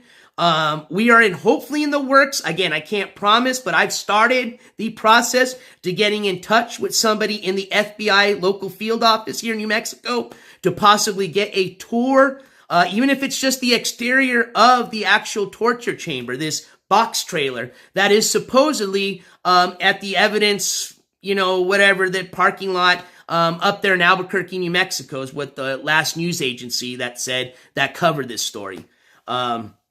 But regardless, what we are going to be doing this weekend is we're going to be heading down to TRC Elephant Butte area. We're going to be going to the residence, the original residence or address of the toy box killer. We're going to look for the supposed bar that a person was supposedly roofied and then kidnapped from, that led to one of the victims of the toy box killer. This was also based on a lot of the stories we've read or interviews and news stories and news clips, that this bar was also kind of like a local watering hole for this serial killer, his daughter, his girlfriend, and one of his friends that was involved in this, and we've discussed. So, very interesting case, very graphic, so I'll give you a trigger warning now if this is kind of new to you and you hadn't started, with our last kind of coverage of this case. But I'm going to be heading tomorrow, and we're going to bring that coverage, okay? And I'll give you more information tomorrow, of course, on it. And yeah, it's going to get pretty in-depth, okay? That's the reason. We're going to have fun. We'll be at the lake. Of course, I'm going to be spending the night tomorrow night, so we'll have a campfire, and, we'll be out in the water. I'm going to be bringing the dogs, so they'll be able to hang out. We'll have fun. But during the whole day, until it gets dark, essentially, and I've only used that word a few times, all right? Shout out to my mods, you know what I'm talking about. But yeah, we'll have a little fun at night, but the reason we're going down there is for that investigation. So we're going to learn a lot. We're going to check some places out, try to bring you on the ground coverage, as they say in the media world. But yeah, that's what we'll be doing this weekend. So I hope you guys can join me for that. In the meantime, let me show you what we're going to do. We're going to finish off the night for my insomniac friends. If you ain't got nothing else to do, just want to hang out. Maybe this will put some of y'all to sleep, okay? I hope so. So you need to get some rest. We got a big weekend coming up. But, hey, and Mary T, I appreciate you being there at the campfire with the dogs. Now, all you, we have some fun campfire stories, I'll tell you that. So, and that is going to continue. And we are going to attempt one more time to get a fish. This will be the third attempt at trying to pull just at least one fish out of that lake. And we will still be using hot dogs, possibly cheesy hot dogs. That was a recommendation. We tried it last time, and I think we got a bite. So since we got a bite, and for you guys that were there, you know what I'm talking about, we'll still try the cheesy dogs. But yes, we are going to try a last attempt tomorrow night, or maybe in the morning, to try to get one fish out of this lake. And we're going to release it. We're a catch and release type of fishermen. All right, so what we're going to do tonight, and I'm talking like maybe another 15, 20 minutes more of some live streaming, is we're going to get our evidence board prepped. And the reason I didn't use a cork board is I want something kind of lightweight and portable, because I may need to bring this inside the van. We're going to be taking Mobile Studio 1 tomorrow. Wait, I think it's Mobile Studio 2. I think the car we've nicknamed Mobile Studio 1. So technically we're taking Mobile Studio 2, which is the van, the news van. And I need something that I can bring with me. So we are going to be bringing this tomorrow with us, because we may be filling some more evidence on the evidence board. But what we're going to start with tonight is we're going to start with the basics. We're going to glue and paste on some pictures. I don't have string. I'm sure I can find some, but I'll get some tomorrow. We won't string anything up today. But let's at least just get the title made to this board, evidence board. Let's get some pictures glued on here of our main corporate, or what do they say? this is not alleged because, again, this has already been investigated. Still an open case. But, for example, for some of you that are new to this, and I hate to spoil it, and we've already discussed this, and I'm sure if you're going to Google search it tonight, you're already going to know. But, yes, this serial killer passed away while he was incarcerated. As a matter of fact, the dates are kind of, as far as the timelines, you know, some stories say this, some stories say that. But regardless, I think I've seen everybody kind of come to terms that it was about 2 months, okay? This guy got sentenced to 220 years. And 2 months into that 220-year sentence, he died of a heart attack, all right? Didn't even serve his fucking time. And he took all those secrets with him, okay? Died of a heart attack, that was it. Was he going to eventually start telling the police where these bodies were? Who knows? But now they can't interview him. So he's no longer here. His daughter was involved with this, was charged and sentenced. She's already served her time. She's already been released. Okay?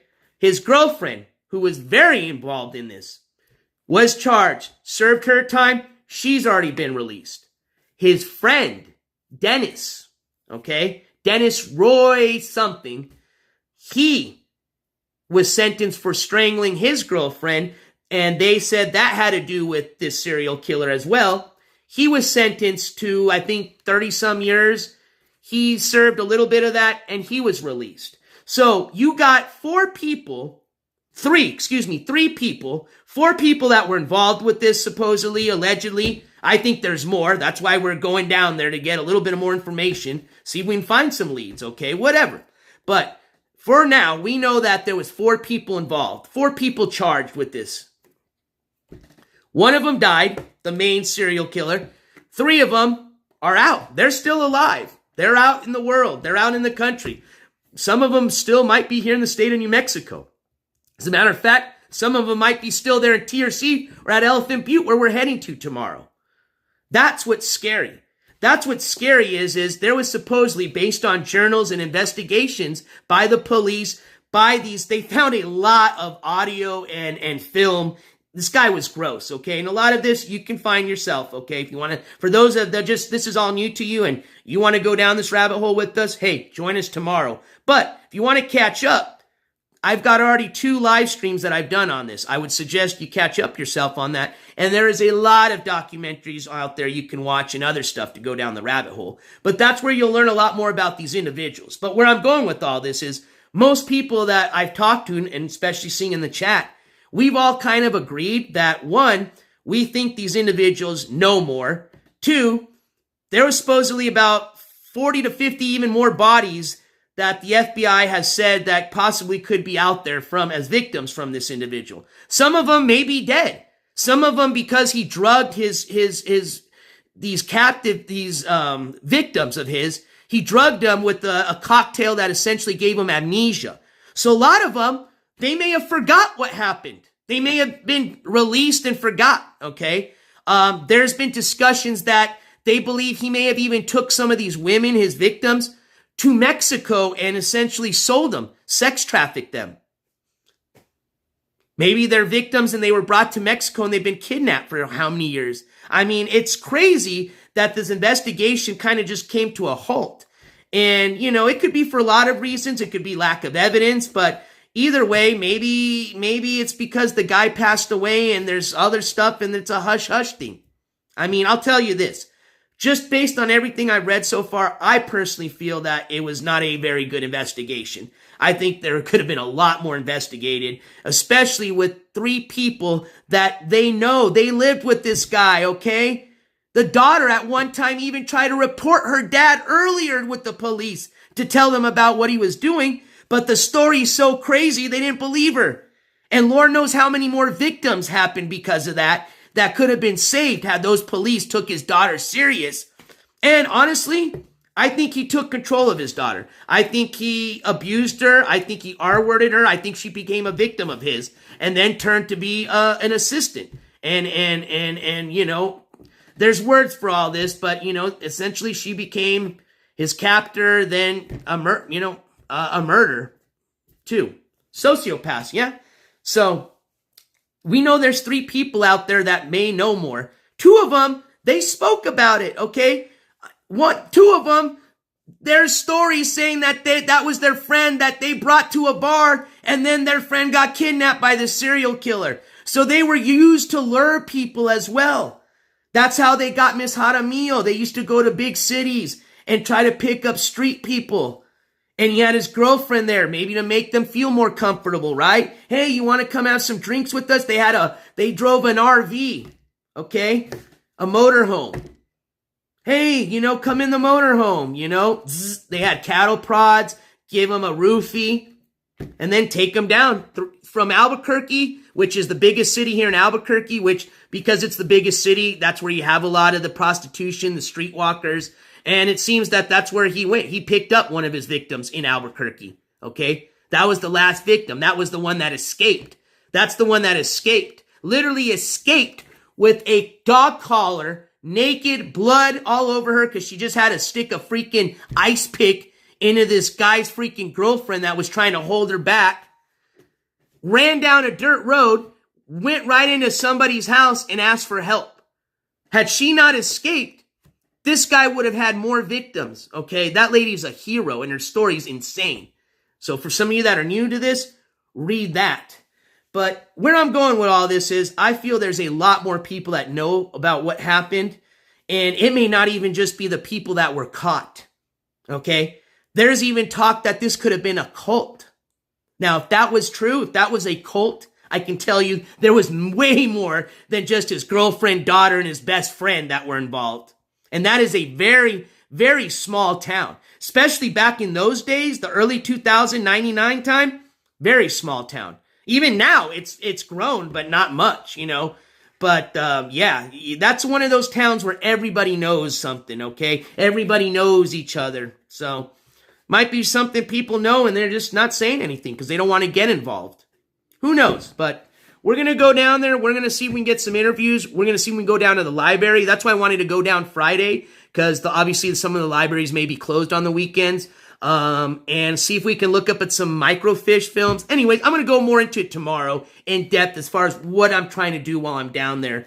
But tonight, let's just get started on an evidence board. If you guys want, while I'm kind of working on this a bit, I'll check in with you guys, of course, in chat, glance down at the comments every here once in a while. But if you guys are more than welcome in chat to, have a discussion about this, because, yeah, it's going to be very interesting. And, for some of y'all, it could be boring just talking about it. We watch some good clips. But tomorrow, for some of you guys that love to get right down into the, well, I'm going to bring it to you. We're going down. We're going down to TRC Elephant Butte area. And like I said, it is known public information where the address was of this residence, where the torture chamber was located at, and we're going to see what's there now.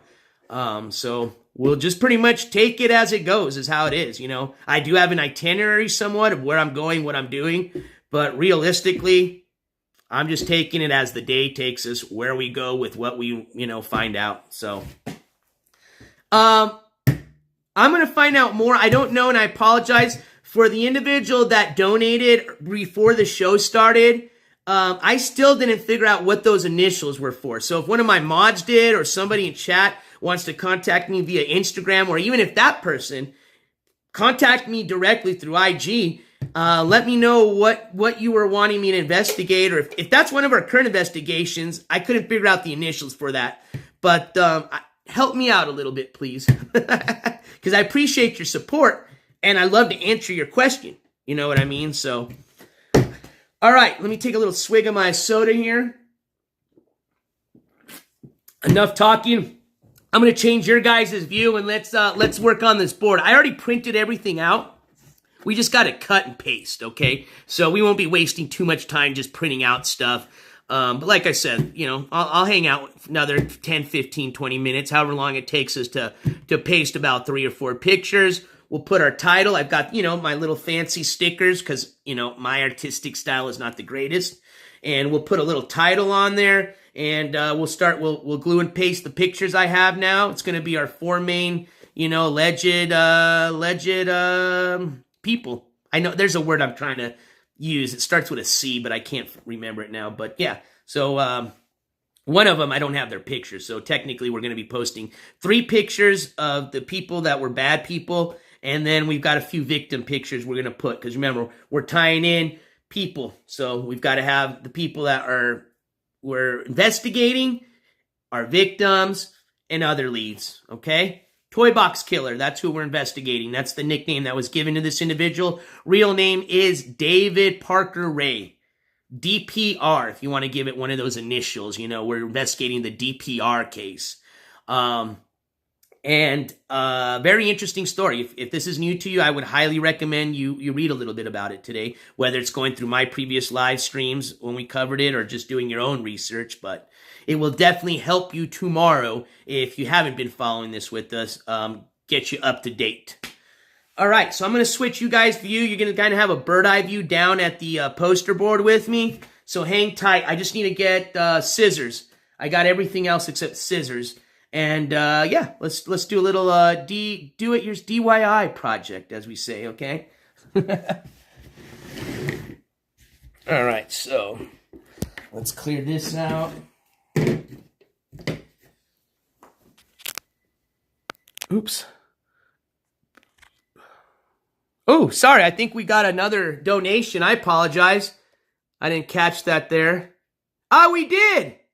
So I want to say shout out to the Black Widow channel. Black Widow channel with a $25 cash app. Thank you so much for that donation, Black Widow. And you know what? I thought, you know, well, I think, did we do it? Yeah, we did do a slam for our other donation. And just in case I missed it, okay, here we go. Thank you so much for our supporters this evening. And this goes out to all of you, especially our most recent supporter / donator, the Black Widow channel. Spam them if you got them. Throw out those gobbles, everybody in Black Widow channel. Thank you so much. Bam! Ma'am! And thank you, Uncle Sam. Woo! And good thing my soda was done because that would have been a mess. All right, you guys, let's get started. And I appreciate that. I'm sorry if I missed that. I think that was about a couple hours earlier. So Black Widow channel, if you're not here, I hope you catch maybe you're going to catch the replay if you didn't make it. But shout out to you and thank you so much for that. Joe Boski wants to know if you can get his mom to put his basketball hats and Dreamcatcher out in a box for him. He forgot them. Maybe they're already out. Who knows? But I'll tell you what, I'm sure there is a box of those little ski charms that he never gave out. Remember the $50 ski charms he charged everybody? I think at one point his donators or supporters sent them the pre-packaged boxes with labels. He didn't even have to pay for shipping. All he had to do was put the damn keychain in there and send it, throw it outside. Couldn't even manage that. So I'll say this. I am interested, if Miss Deco's watching, I will gladly purchase or donate, whatever you want to call it, that box of ski chains. And I'm going to, 1, send out the ones that should have been sent out. But 2, I want to keep some because guess what? We can auction them off for a good cause, or we'll just use them to as fuel for our next campfire. All right, so I think we got a little binky action. I had it on the charger. Let me just take a little binky draw. Cheers for my little binkies, my fellow binkiers. Hey, thanks, Black Widow channel. I appreciate it. I'm glad you were in chat. I know that was a little bit while ago, and, you know, depending on where you're at in the world, it's already Friday. I mean, actually, I think it's almost Friday for me. It's Friday! Oh, yeah! It's Friday! Oh, yeah! Now, it's still not Friday, though. It's Thursday for my West Coast friends, okay? So you guys still got about, 45 minutes? But for everybody else, TGIF. All right. Hey, I appreciate that, Miss FSU. We got about I said 10, 15 minutes, but it's already been like 30, huh? All right, let's get started here. So there's your bird eye view there.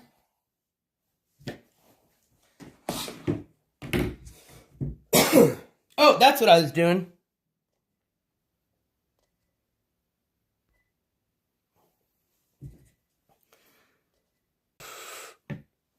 All right, we're back. Thank you, guys.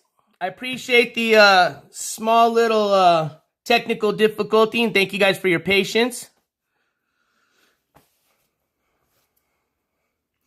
All right, I already got my scissors while we were just waiting for it to charge a bit, but I got you guys on a permanent charger. You guys were on my portable charger, and unfortunately, although this was charging, this Prism app, it eats a lot of battery, so it wasn't catching up with the charge. So now that I got you guys on a standard, house charger, excuse me, or whatever, my brain's having a fart. You know what I'm talking about. Whatever volt this is. It's on the back. I hate when I'm... Do a regular, yeah. 15 amp. Yeah, there we go. You guys know what I'm talking about. Anyways, what I'm saying is hopefully you guys we're not going to lose any more power. All right, so let's get our board down.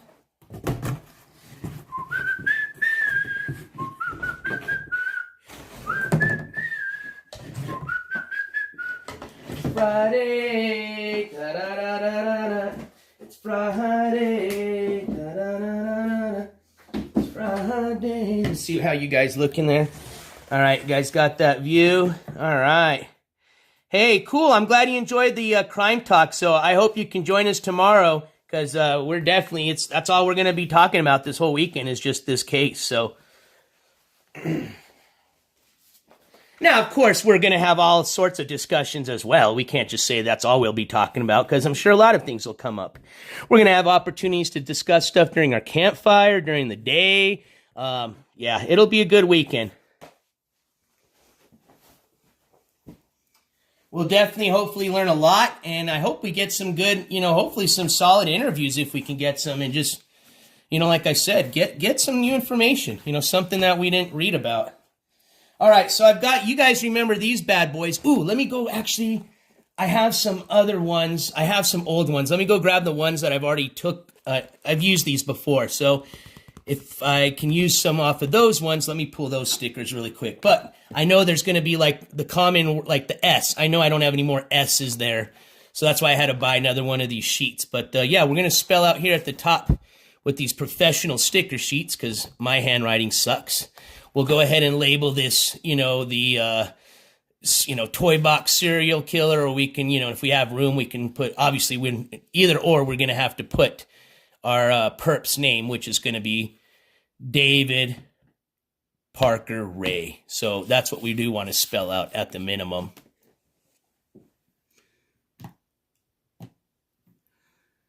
All right. I'll be right back. Give me a minute, if that.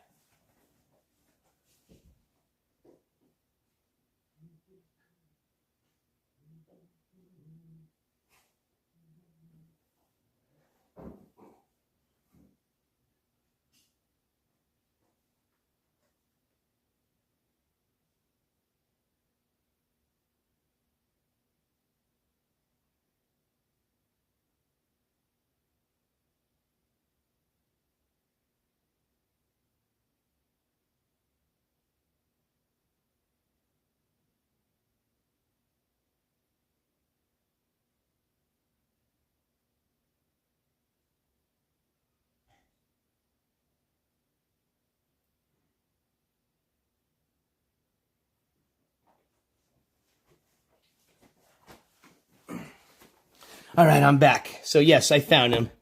So we're going to try to use as many of these that we can. I got some of these other ones, but these are in white, so we're not going to be able to see that on the whiteboard. All right, you have a good night, FSU. All right, so let's start off. Let me see if I got enough letters to do all this. We'll put, if we can get the kind of the nickname / obviously our perp's name, which is the most important part. So let's just make sure we can spell him out first. So that's going to be, and we don't have to spell out the full name. We'll just put his middle initial, but we do want to have David Parker Ray. So it'll be David P. Ray. So I definitely got some A's. I ran out of D's, of course, because we use these for our signs that you saw up there. Those ones, we use these same stickers for our protest signs. So we ran out of a lot of the D's. As you can see, we used a lot of the D's. That sounded kind of funny. But, yeah, so that's why I had to buy a new sheet here. So we got a D. We've got plenty of A's. We need a V. I know I've got a V on here.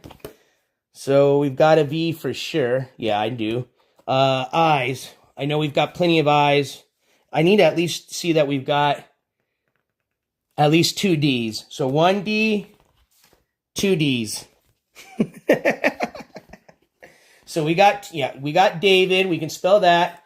We've got a P, so we can do David P. Ray. Yep, there's our P. We've got an R that we can use. Ooh, the A's. So 1A, I need 2 A's. So there's 1A, 2 A's, okay? P. Ray. Okay, cool, we can do that. So let's start with the name first, because at least at the minimum, we have his name. And then if we have enough left to put as, you know, AKA, we'll put his name and then AKA. And if we have enough, you know, of these letters, we'll put his, you know, the nickname, which is the Toy Box Killer. But for right now, let's just put his name. Because this is, you know, we need to refer to these perps by their name. So, and then I could always write the other one out too. But, you know, for his name, the main headline or title here, I want it to look nice. So, let's start with that. So I'm going to kind of work, there we go. I'm going to work from up here so that you guys can see me and I can see what I'm doing. What up, Bean Gang? What up, Clumsy? Good to see you, my friend.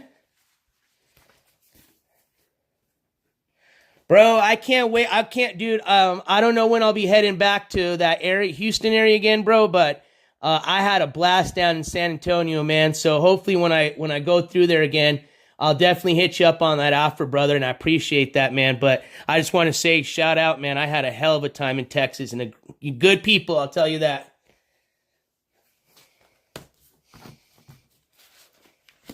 And I got a lot of viewers from Texas, so shout out to all my Texas viewers. All right, so let's get these going here. So it's going to remember, we got, see if I can use a D from any of these other ones. I don't think I have any more D's. Throw some D's on that one. All right, yeah, so we'll have to use a D from the new one. That's what I figured. I didn't see any more of the Davids. The D's on the new one. All right, so. Actually, let's do this the right way. Remember, I like to be a little bit professional. Let's at least put a little line across here so we can make these straight. So these are about how many inches? Probably like a 3-inch. Yep, 3-inch lettering. So we'll go from here. That's about 3 inches there. So let's just put our line right here.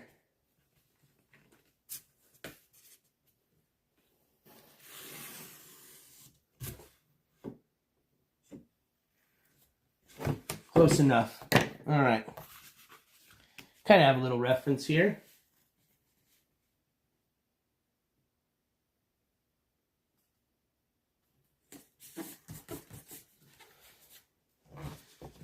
You can borrow this A right here.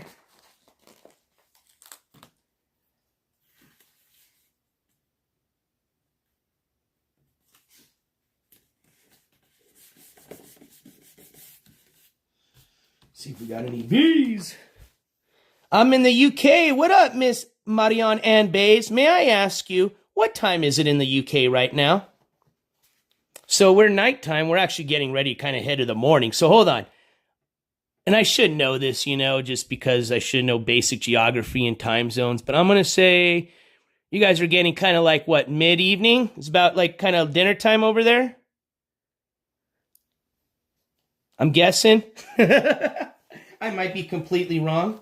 But welcome. I appreciate it. We've got a few UK. I mean, probably more than a few, but I definitely know we got a lot of viewers from the UK. So shout out to all my UK viewers.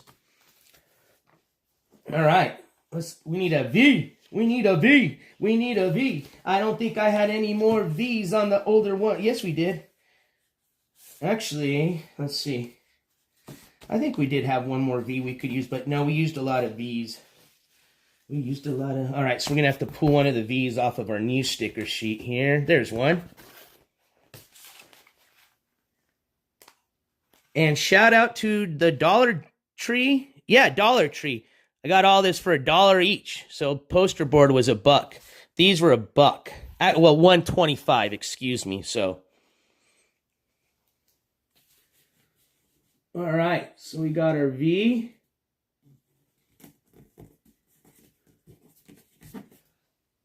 Okay, we need an I. Any more? Yep, here's an I.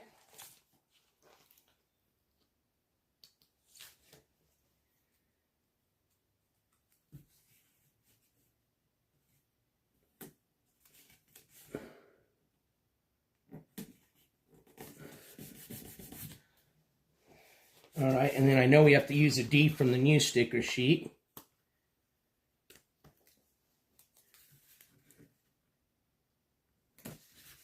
All right, so there's our first name, Success. David. It's like 8 a.m. there, I'm guessing. 7:30 in the morning. Okay, I was kind of completely off. I don't know why. I thought you guys were, well, we were kind of heading, well, we're not even really heading towards our morning. It's just early morning. So, all right, well, good morning. And official Blade N-word counter, you were pretty darn close. Hey, and thank you for your renewal, Kimberly. I remember I saw your renewal message, so thank you. I don't know if that's what you're referring to. Oh, and actually, I had a few viewers that were asking in the comments about the memberships. So if you want to be part of the member of the jury squad, as I call it, or which is just a simple membership like the other channels you may be a member of, and I'm guessing you may not because that's why you're asking, how do we join? So the easiest way is if you actually go to my main page, which is literally, youtube.com at NJCourts9595. That'll take you to the main page. You should see at the top a tab or a button that says join, or at the minimum it says members tab. If you click on that, you'll see a join button. Now that is, I know, works good on Android and PC devices. If you're on a Apple device, like Apple iPhone or the iPad, or an Apple book, a MacBook. NJC, you don't have membership gifts on. What's that? Membership gifts. Oh yeah, no, you can gift memberships. We've had people gift memberships. So that should be available. Absolutely. You just go through down at the bottom where you see it looks like a little $sign. It's where you can do the super chat, Kimberly. If you click on that, you should see an option to gift memberships. But, and I hope that answers your question. But for those that have the Apple devices, the way that I've been instructed, because I don't use Apple devices, is you have to, whichever device you're on, you have to be able to go into, when you're on your internet browser and you go to my main page, for example, you have to be able to switch to, I think it's Chrome, you're wanting to go to the other internet browser view, essentially. I think there's an option where you can look at it in a different view other than Safari. When you do that, I think it's I don't know, because again, I don't know what view it is, but essentially what you're doing is just getting out of the Safari website view of that page, and then you should see the join button. But that's how, and if you just Google search, how to become a member on YouTube with iPhones or Apple products, it'll explain exactly what I'm trying to explain to you. But for the most part, it should just be as easy as going to the main page and you should see a join button. Or I think if you actually, same button that I was telling Kimberly about, the little super chat button at the bottom of the comments section, I think if you click on that, you should see an option to join as well. Thank you, Big Ups. I appreciate it. Looks like Big Ups just seeing, I can't see that on the Prism app. So thank you for those of you in chat that let me know, because otherwise it does not let me know when somebody gifts memberships. So thank you so much for big ups for that gift of 10 memberships. That is super cool. Thank you for that and your support. And I want to say welcome to our 10 new members of the jury.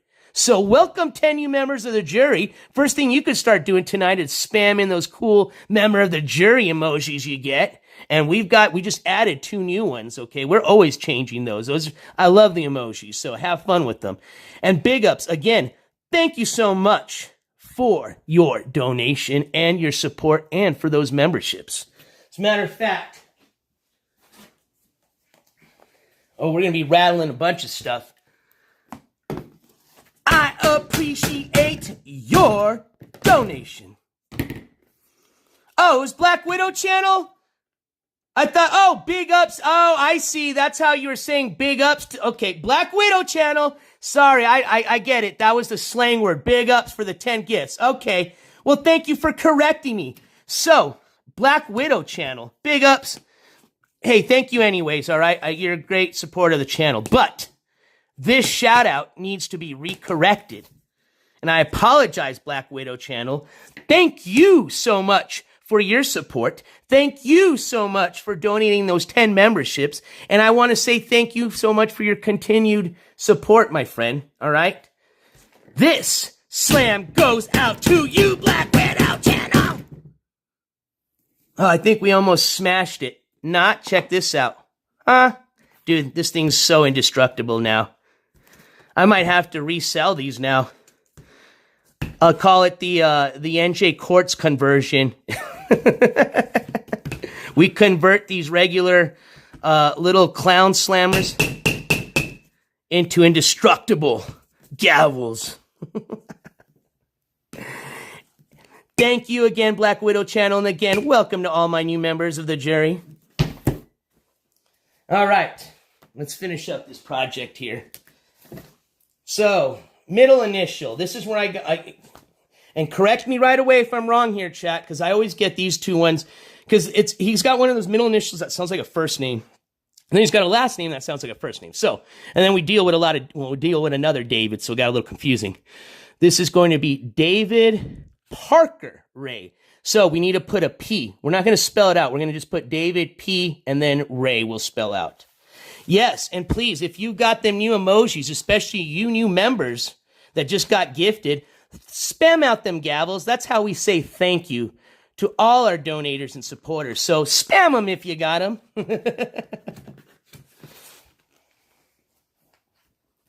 All right, so again, we've got David.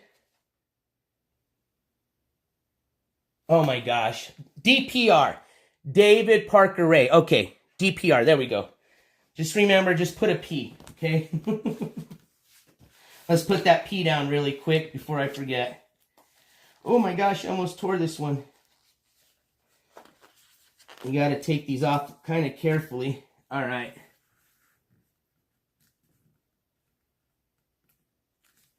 Okay, we'll center because the Ray's going to be like that.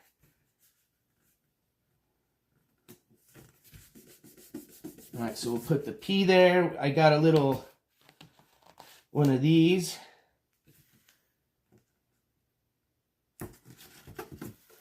Okay, how's that look? Looks pretty all right.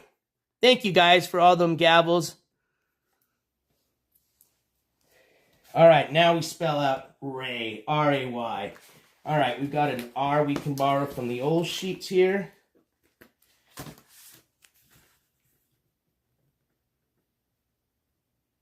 Let's see, I just kind of want the same spacing. Ow! All right, so what do we use? About an almost just over 2 inches.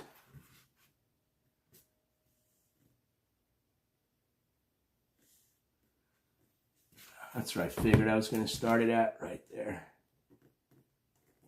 Ah! We broke it. No worries. We fixed it.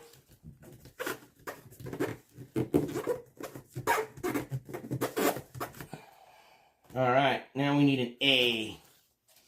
I don't think I have any more A's, so we'll borrow an A here. Uh-oh, what happened here? NJC, hey, thank you guys. I just saw somebody say, Kimberly, thank you for the gifted. Hey, it doesn't matter. I appreciate that. Thank you so much for gifting that one membership, and thank you and welcome to our new member. So, Kimberly, this slam goes out for you! And thank you so much for your continued support, my friend. And welcome to our new member. And throw out them gavels, please. Spam them if you got them.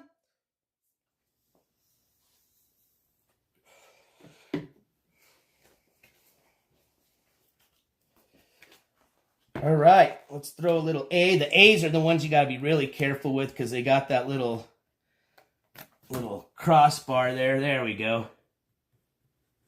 Perfect. Lay it down. There we go.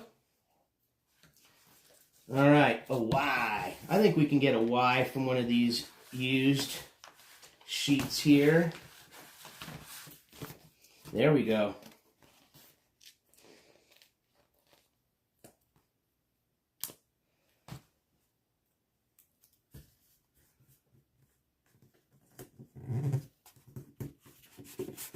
There we go. David P. Ray, man. All right, so we're looking all right. We've got our name there, David P. Ray. And let's get our let's cut and paste some pictures now. So obviously we're gonna put our main person or picture here is going to be David P. Ray. That's going to go right there. I'll show you what I'm working with here. So,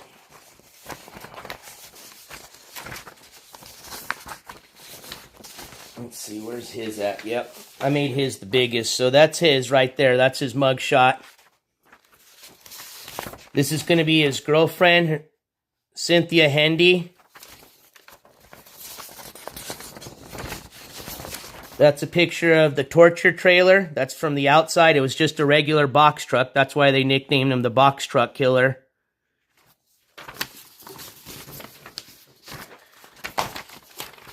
And then this is a picture of his daughter. Her name, she went as Jessie. That was her nickname, was Jessie Ray. And then these are just, so this is going to be Miss Jaramillo, which when I say victim, they're not deceased. Both these victims are alive. This is the last victim. Miss Jaramillo is the one here that escaped. She tried to escape the first time when they kidnapped her in Albuquerque in the motorhome. So they had kidnapped her originally in a motorhome, and she almost got out. Almost got out, but she didn't. So she ended up being captured for a few days and going through all that torture. I think on the third day or whichever day it was, you know, she managed to escape, but she only escaped by literally taking a ice pick and jabbing it, I think, in the throat of this one right here, his ex-wife. He had gone to work, the serial killer.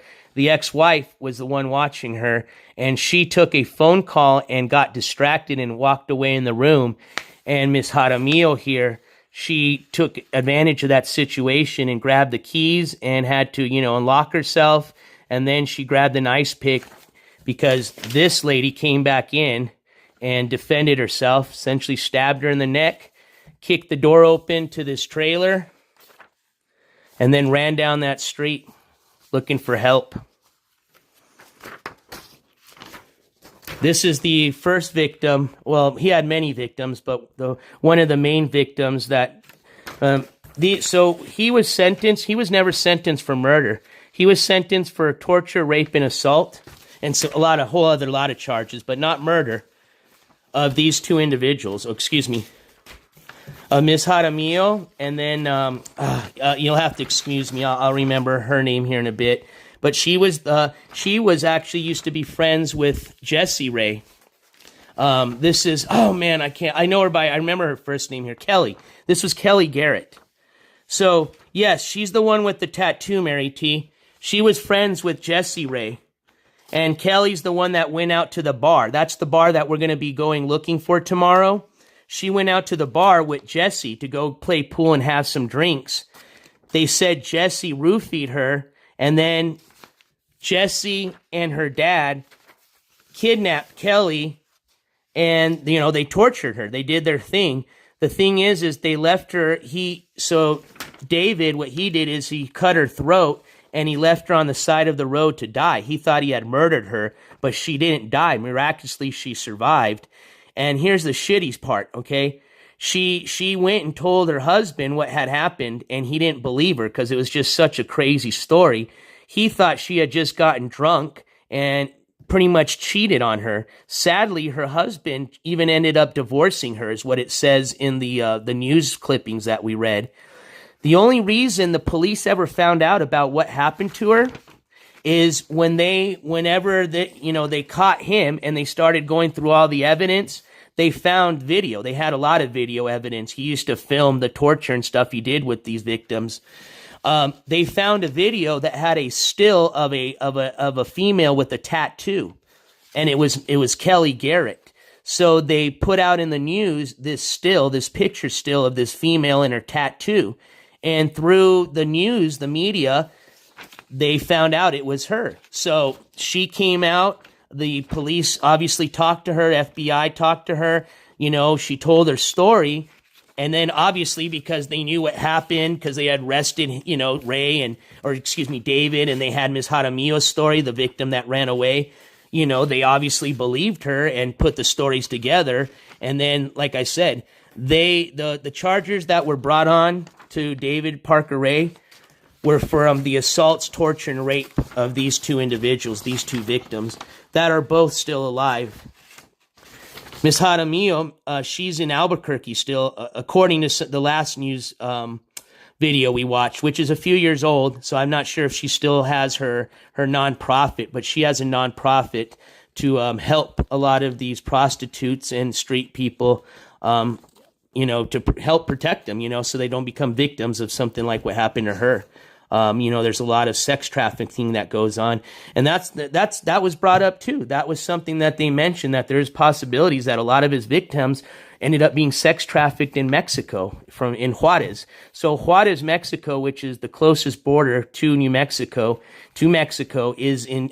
borders Texas. It borders El Paso, Texas. El Paso is 1 hour from me. I can literally be in Mexico. Juarez, Mexico right now would take me about a little bit over an hour. And that probably includes going over the bridge, walking or driving over. From here, it's about an hour, 45 minutes to TRC. So it would have been about a 2.5 hour drive from this, the location of this guy to Juarez, Mexico, where he could very easily sex trafficked a lot of these victims. He was driving 2 hours north to go to Albuquerque, New Mexico, the biggest city in New Mexico, to pick up these sex workers. So what we're going to do is we're just going to cut these pictures and we're going to paste these here, and that's it. What we're going to end up doing, for example, when I get to the victims here, we're going to tie, that's what you use the string. So I'll give you an example. Like Kelly Garrett, right? She had to do, obviously she was a victim of David Ray Parker. So we would have a string attached from David Ray Parker to his victim. But remember the story. His daughter here, Jessie, she was friends with this victim. So because she has a relation, or, there's obviously in the story, she's the one that roofied her supposedly, lured her outside to where they threw her in the motorhome, okay? Whatever, truck, car, I'm pretty sure that's what they were using, that motorhome. It was their little kidnapping wagon. But this, not only are we going to have a string from here to his victim, but we're going to put another string from the daughter to this victim. So that tells us right there that this victim has a tie-in with these two, okay, a relation. Then we have Post-its. I got the Post-it notes. And we're able to write dates, times, things like that, okay?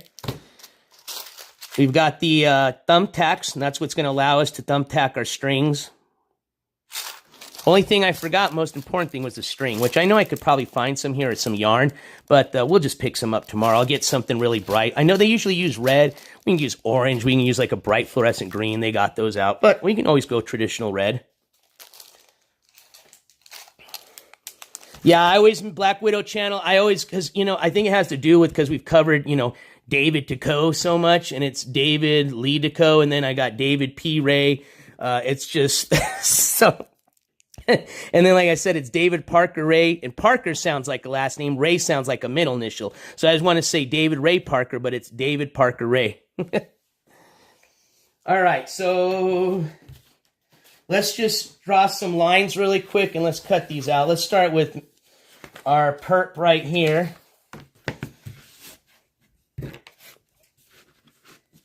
So we'll just draw a line right underneath here. And we'll add a little border, I guess.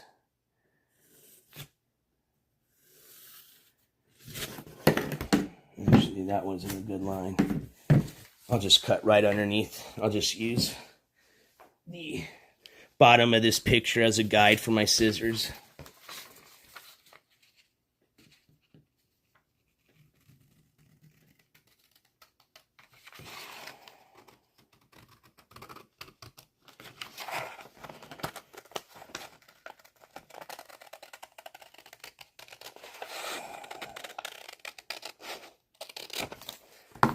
All right, so we got that cut out. We're just going to glue that right here, right in the center. And let me get some of my glue stick here. I probably need a little, let's see here. Get a scrap piece of paper here. Get some fresh glue going on. All right, there we go. All right. Will be a good start on this board. I think we'll be adding other victims. Oh, yeah, absolutely, Mary. There's actually a few other victims that I'm going to add on here. I may not have their picture. That's why I have the Post-it notes. But I actually learned of another new victim that we're going to talk about tomorrow from another news story. I think we may have discussed this victim, but I think they were described in a different way. So either way, I want to discuss this. But as far as like known victims that they interviewed is what I'm talking about. Obviously, through this journal, through the interviews with him, they estimated a lot of victims. But as far as victims that they were able to interview that had anything to do with him and the assault, torture, rape of them, or if it was any other type of crime that had to deal with them and him, that's the other person I'm talking about. So, yeah, these aren't just it, you know, we've got a few other, like I said, even with the people that got charged, we're missing one person, which was his best, it was labeled as his best friend. Maybe it wasn't, could have just been a regular friend. And that was, Dennis.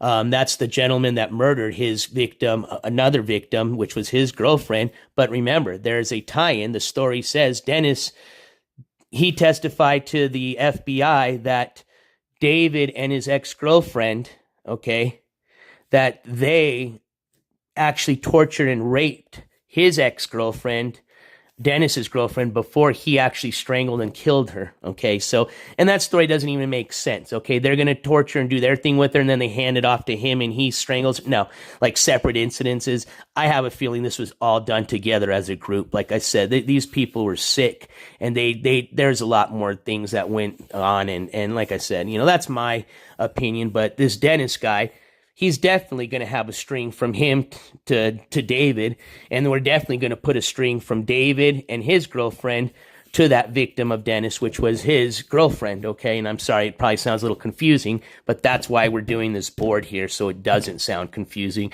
and it gives us a better visual, and it's easier to understand this. Oh, Black Widow channel, absolutely. And here's another rabbit hole in this. We're going to talk about this tomorrow. I don't know if some of you are aware, but, and this was actually brought up by one of you guys. So this is like, again, I said, this is a collaborative group thing. We all learn from each other. So when the FBI did their investigation, they had their own, what do they call them? Pretty much, I call them a sketch artist. Maybe they have a specific name, you know, but we call them sketch artist, right? Police sketch artist, FBI sketch artist. They had a sketch artist that they had come on, and they asked that sketch artist, I believe it was a female, I may be incorrect, but they asked that sketch artist to sketch the inside of the trailer, all right, and all the things that were in there. The sketch artist took them about 5 days, let's just call it a week, to do that. The day after, literally the day after they turned in all the sketches, when they completed the assignment that they were tasked with, that individual committed suicide. I'm not sure the details of if there was a note that was left, if there was any relation that, there was direct relationship from the person that committed suicide, the sketch artist, saying directly it had to do with just, what they had endured, sketching all that crap and, just going through all that. Again, this is fresh out of this crime, okay? So, there's going to be just the fresh smell. I mean, this person was just escaped from that trailer, and who knows what else happened there. So I could just see exactly I can't tell you because I wasn't there, but I can understand that it must have been very emotional and dramatic for anybody, especially somebody that has to spend 5 days in that trailer. So, yeah, it's just crazy. I had not known about that. So you can tie that into this piece of shit, all right? Even after he's in jail, this guy technically, you could say, took the life of someone, okay? Just my opinion, but that is a known fact that sketch artist was hired on. I mean, it was an FBI sketch artist, and after the 5 days after they finished the task of sketching the trailer, literally the day after they had turned in the sketches, they committed suicide.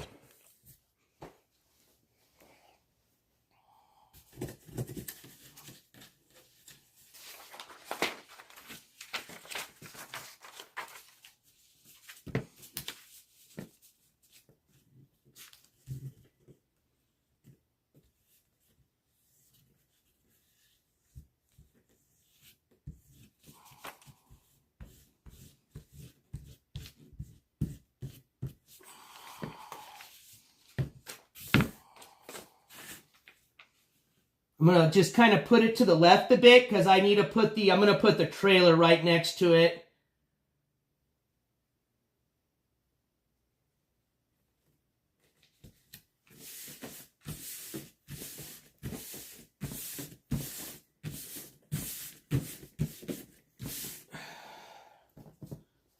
All right, we're just going to cut this straight out like that. I don't need to use the ruler for that.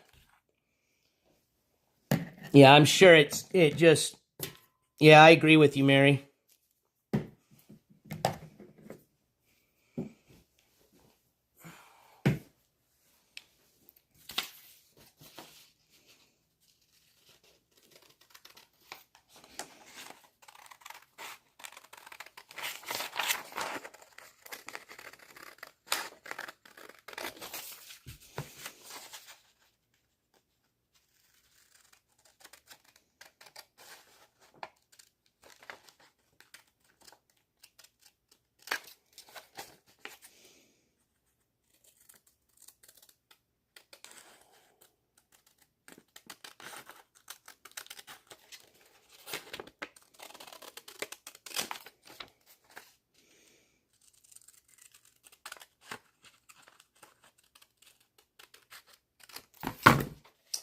All right, so we're just going to put that right there. Doesn't have to be fancy. I guess I could kind of, since that's just going to be empty space, I could kind of center it here. Make it kind of look a little nice. All right. Put some glue on here.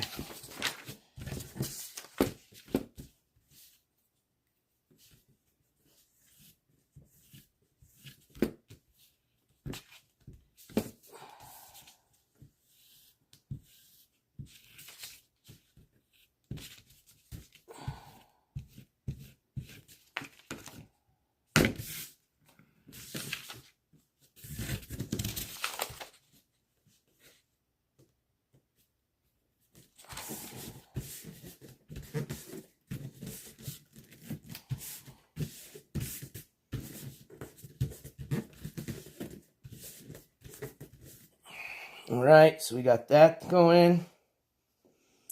Your Black Widow channel, you are correct. I'm not sure if it was every victim, but he did like to film them. And then, of course, if some of you are just not aware, it's like I said, especially if this is kind of the first night you're kind of tuning into this story from us, Again, I recommend you minimum go back and watch the 2 episodes we did as far as my live stream. But of course, there's plenty of stuff on the tubes with real documentaries that have been done, local news from Albuquerque that went down there during that time, as well as they followed up with the case. Just I think the last news source they had as far as video they did or filmed, doing any news interviews, I think was like 2015, maybe a little bit around later, give or take a year or two around that time. And I may be wrong, but certainly, it is an open and active case still.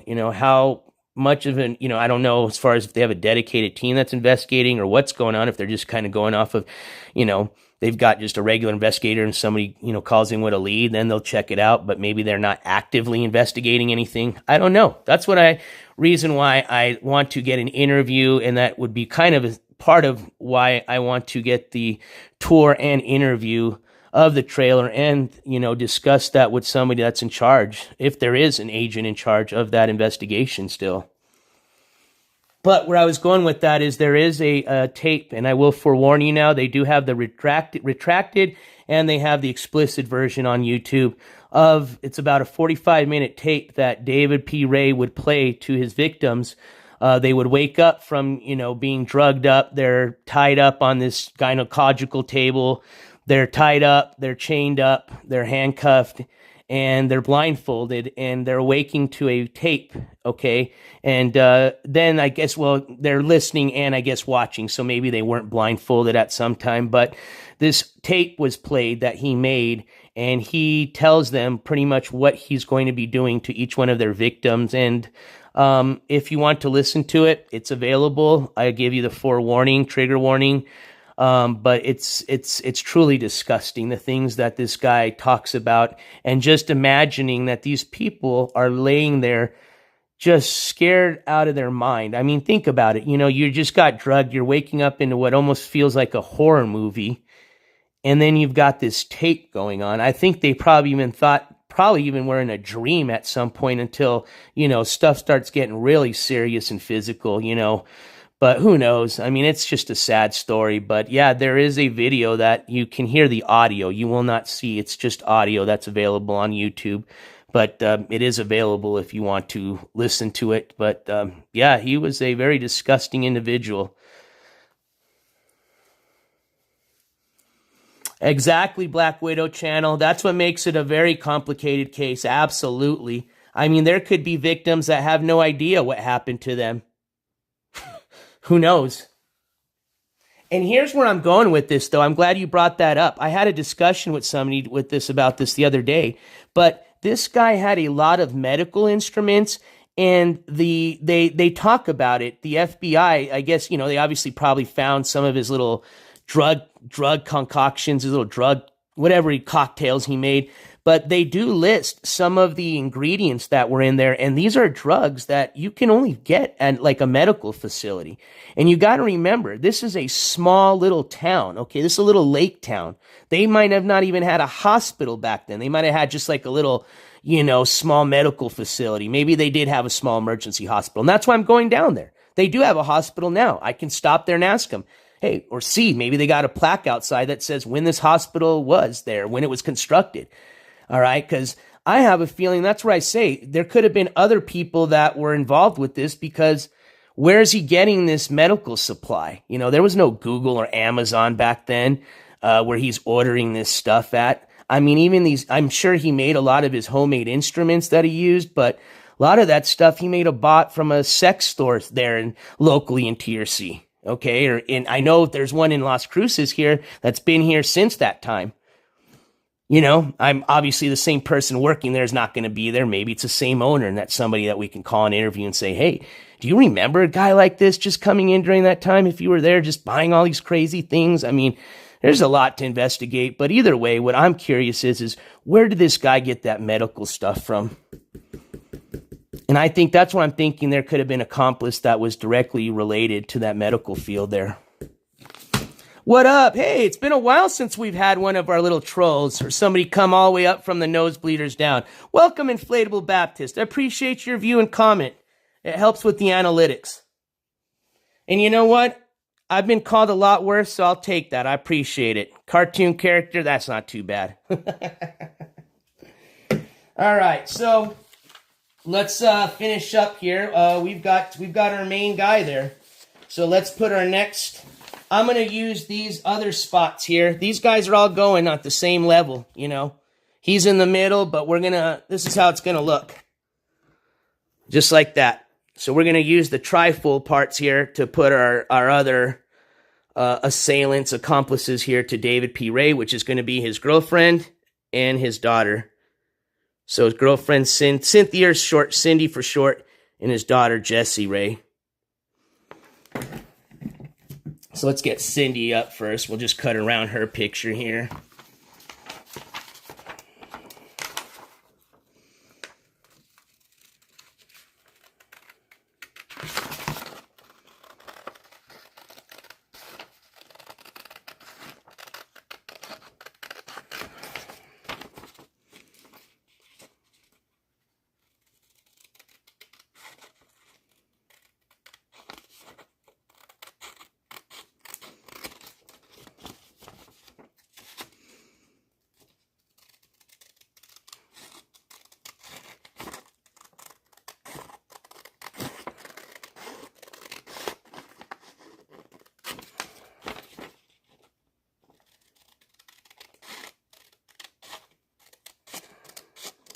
All right, there we go. So we'll put Cynthia, or Cindy for short, right there. Let's see here. Should I kind of line it up with David's picture? Just kind of, yeah, we'll just line it up as best. Yeah, I think right there is good. Yeah, so I'll just mark that.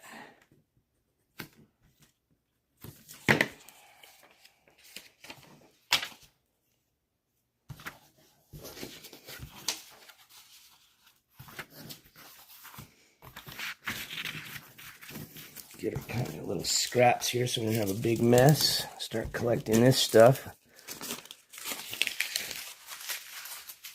Put that there. Let's get some glue on this bad boy.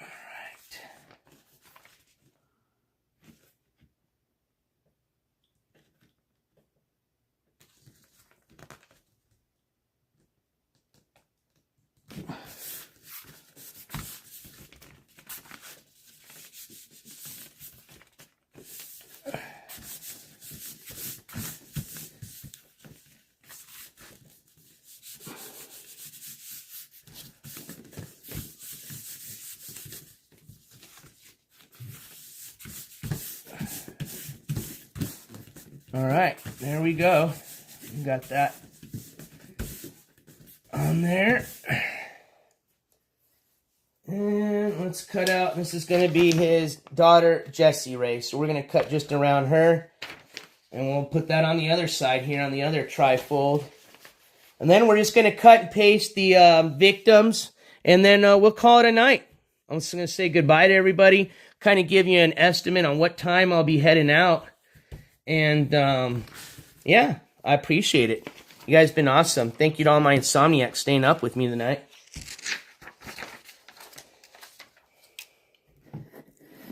Give you guys a little bit better view here as we're getting going. There we go.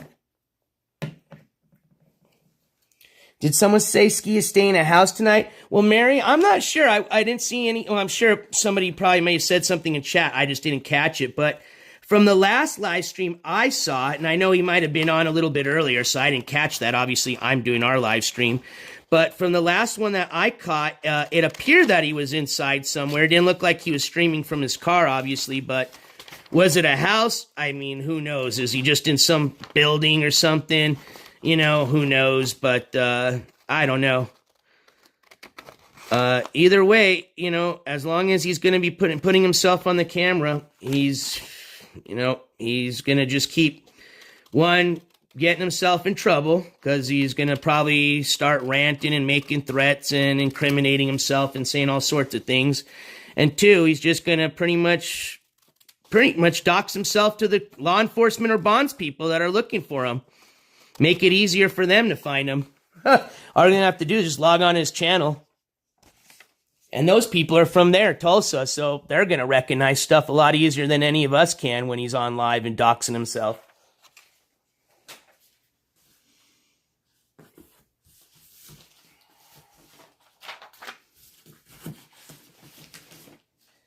The best thing, if I could give that dude advice, is he just needs to turn himself in. The sooner, the better. The more, because let's just put it this way. He don't show up to, if he turns himself in, they're going to allow him from jail to take care of his traffic tickets, take care of any of his other court cases. All right? He ain't going to show up. As long as he's wanted, he ain't going to show up to any of these other cases. And what's going to happen? Another bench warrant gets out. Third bench warrant gets out. He's just digging his hole deeper and deeper by doing this. All he needs to do is just go. And you know what? When I say turn yourself in, that's all you're doing. You don't even know what they're going to do at that time, man. They might just put you in jail, and then you're going to see the judge the next day, and they may release you, which that's not going to help him. He needs all the help he can, okay? This guy's obviously suffering from a lot of other stuff. He's manic right now. He's addicted to a bunch of shit. He needs rehabilitation. He needs to be on a drug substance program. He needs to be on anger management like the judge assigned to him. That's the help he's going to get from going to jail. But ultimately, for him, say he doesn't give a shit about any of that other stuff except him, all right? You're just talking ski mask because that's all he gives a fuck about. He's a narcissist. Well, ski mask, if you're listening because you just give a shit about yourself, best thing you can do is turn yourself in, because you're just going to keep running around. You're going to keep just looking left and right, paranoid every night, and you're just going to get worse and worse and worse, and it's just going to keep getting worse and worse and worse for you. So even if you don't give a shit about anything else except your own damn self, that's the piece of advice that you should just take yourself, man. Because at least while you're in jail, you can take care of all your other shit. You can take care of your shit in New Jersey, take care of your shit out of Vegas, so that one day when you walk out of jail, you know that you possibly took care, or at least most, of all the charges that you're wanted for. And then you can go live your life without having to be paranoid and checking your 6 every fucking day. That dude's gonna I'm surprised he doesn't have some massive neck muscles from all the fucking just twitching left, right, and behind him he's doing, all these last couple of years. He probably would, but his muscles have been deteriorated by what. Skyler, 100% agree with you.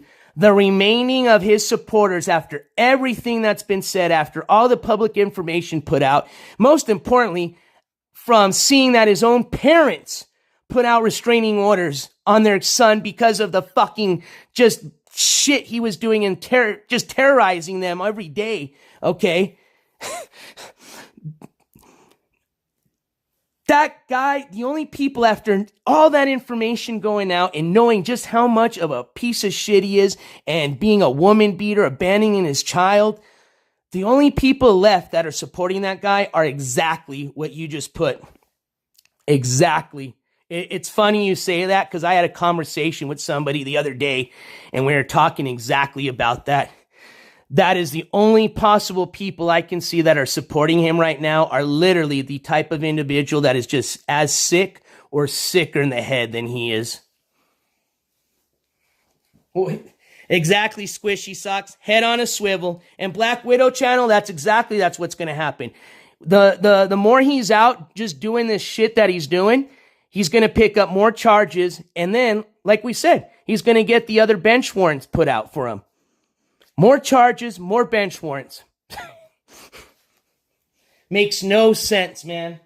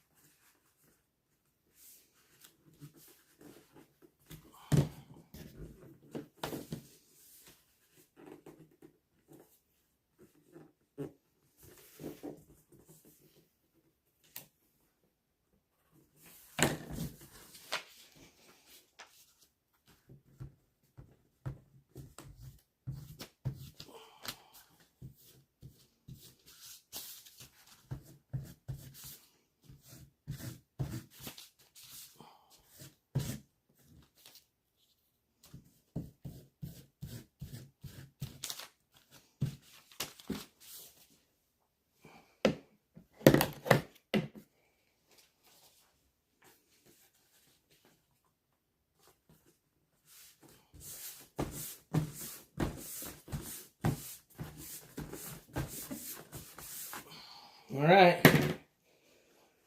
Let me see here. Okay, I can unplug this from the charger for a second. All right, I just didn't want to lose you guys again.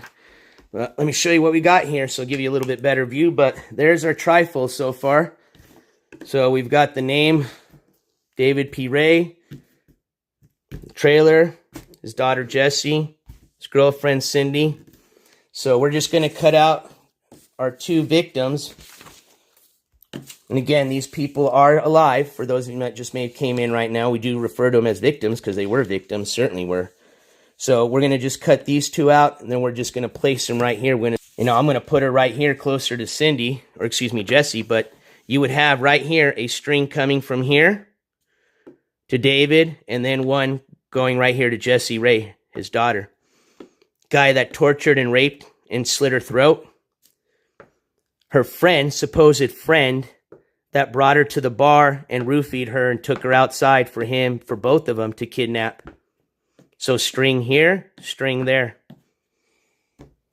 And string to there because they were part of the trailer. We don't have to, but if there is going to be different locations, say we're looking at, there was, for example, we find there was a different location that he made. Because remember, they're investigating. This was also a statewide investigation. There are supposedly victims. This guy traveled through different states and a country into Mexico. So Lord knows where other states there could be victims. So if we ever find out that there's any other locations, that's where we might be putting that right here on this side. For right now, these 2 victims both have to do with being terrorized and tortured in the trailer, which was located at Elephant Butte, TRC, New Mexico. Elephant Butte is the name of the lake, but it's also its own little town, the town where the lake's at. It's literally a minute or 2 away from what's considered TRC, which is the city that it's next to. And TRC is just another, they call it a city, but it's a town. It's a small town. Both of them are small little towns next to each other. Most people just consider Elephant Butte part of TRC, but technically the town of Elephant Butte is its own town, and that's where the lake's located at, and that's where this trailer was located at, was in the town of Elephant Butte. All right, so let's get these 2 cut out here, and then we'll get them pasted, and then I think we're going to call it a night.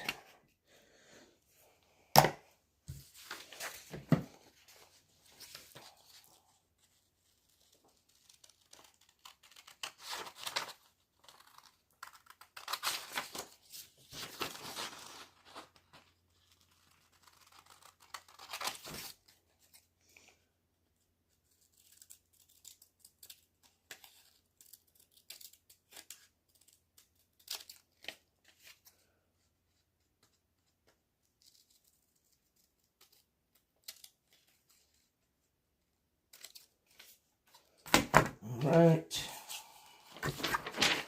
And the other one cut out.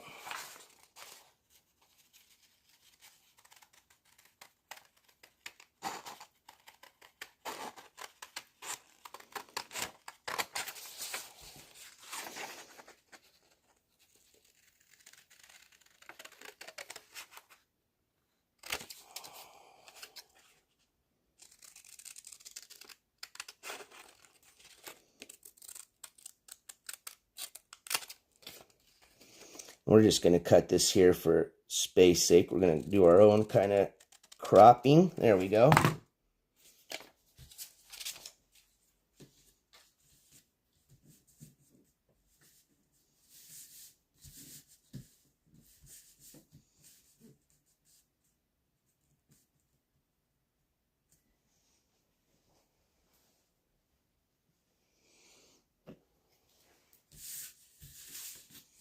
Actually, I'm going to put these kind of in the middle because both of these, that'll make it easier to kind of, because actually I need space to put his friend. I'm going to put that right here.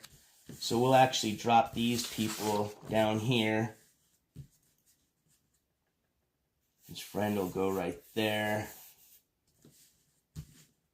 Put this person here.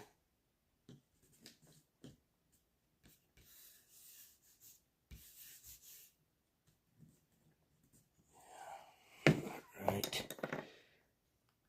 My neck was hurting watching Ski this morning. Hey, Shelly. Hey, NJC. Ski put in his chat that he's leaving at daybreak for NJ. Yeah, with what gas? Watch. And see, you know what that's for, right? That's just, hey, donate money so I can get gas. That's just, watch what happens. You're going to get these 6 scumbags that are going to donate money for that. He has no business going to NJ, okay? All right? He's got a restraining order against him from some, we're not even going to go there. But he ain't going shit. He ain't leaving nowhere, okay? I told you already, he's a fucking drug addict. He ain't leaving that fucking little zone he's at. That's where he's picking up all his shit, right there by the train tracks. He ain't going nowhere. That car is going to overheat the minute he even takes it out on the freeway. He was already complaining that it was, so. And he's got the warrants there. Yep. And he's got a new charge there, okay? They just indicted him on 2 charges, but the most serious one was the felony charge. I think both of them are felonies, but he's got the felony charge for the terroristic threats. And I'll get that indictment number out again, so that way if anybody wants to cross-check it, you can call and check it. So when that court, once that hearings, once the first initial, if it's already not happened, okay, because see, that's not a municipal case. It's not going to be, you're not going to find that on the MCCS website that we use when he pulled up his other misdemeanor charges, okay? So, they may have already had a first, an arraignment already had, and he obviously didn't show up. So they may have already issued a bench warrant for that 3rd charge, the felony. Okay. So when you've got already 2 bench warrants and then a possible felony bench warrant, yeah, good luck. All he's doing is just trying to bait donos, which everybody, and again, the only people that are supporting him now are just the last sick people. So ain't nobody gonna fall for a sympathy dono thinking, oh, he's got to go to New Jersey so he can change his life. Here you go for gas money. Fuck no, okay? I don't even know how many times he's pulled the old, oh, I'm gonna go on a road trip. I'm gonna go to California. I'm gonna go to this place. He did that when he was still at the house, okay? I remember he did like a little fundraiser and he did get some money. I think he said he was going to California. And he never went. He said he's going that weekend. Somebody donated, he had some good donations for gas. Never went. What did he have, though, that weekend? Bunch of ounces of you know what?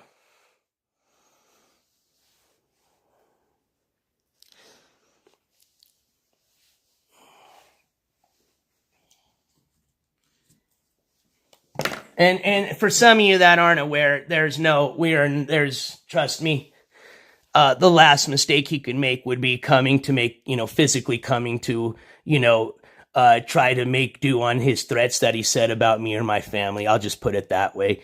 Remember, my father's dealt with people that were way more serious pieces of shit than that little scumbag and protected his family all his life. All right, so Ski Mask is like a fucking cockroach compared to the fucking beasts that my dad had to deal with in court. All right, so like I said, we'll just put it that way. He ain't coming here.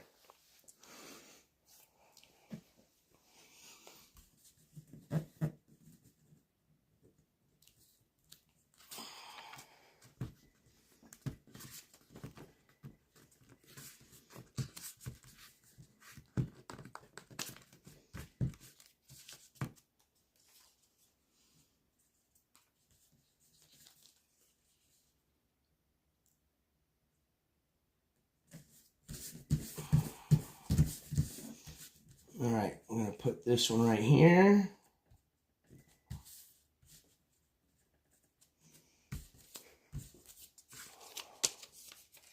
Yeah, no, I mean, here's my thing. We will sit here and we'll say, what we're saying, but I will always be cautious. I will always have my head on a swivel, and that's not because of him. That's just the way I live my life. So, absolutely. I am always cautious and vigilant, but am I afraid of that little piece of shit? Absolutely not.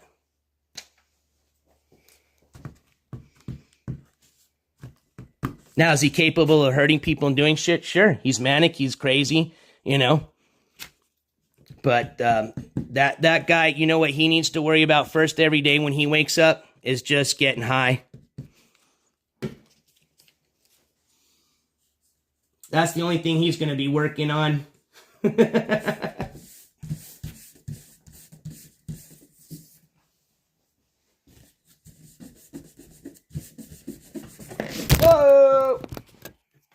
Sorry, guys. Almost lost you there. Hold on, let me fix this gimbal here. Ooh, that wasn't good. Oh, you fell when the gimbal fell. I was like, uh-oh, I've hung this gimbal off some, like, pretty hairy little cliffs and shit, you know, like we went to the Rio Grande Gorge. And I'm like, if it comes off that easy, well, it's because it got knocked off. Hold on, let me fix this really quick.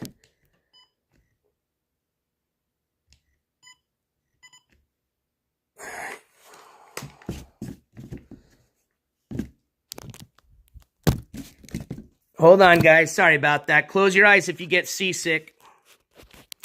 Because we're about to go on a little seasick adventure here. How do I do this? Oh, there we go.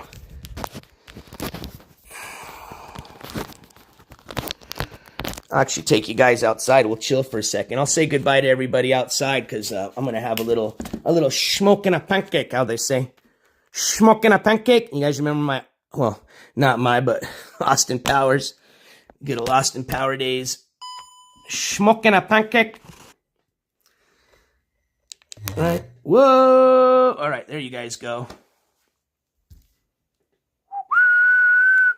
All right, there's our finishing touch. There's our product. Finish. Sorry, it's getting late. All right, there's our finished product for the night. We're not done, obviously, with it. We still got to put, you know, our Post-its on there. We've got to put names. We've got to put a little info on each person. We've got to, you know, attach our string to, you know, all our direct, you know, any, yeah, it's getting to be early and late night for me. It's already morning for us. Everybody, even my folks on the West Coast. Hey, TGIF for everybody. Happy good morning. Welcome Friday. But anyways, anybody that's tied into anything is going to have a piece of yarn going to each other. Hey, what's up, Sumi? I'm doing great. I hope you're doing well. Good to see you, my friend.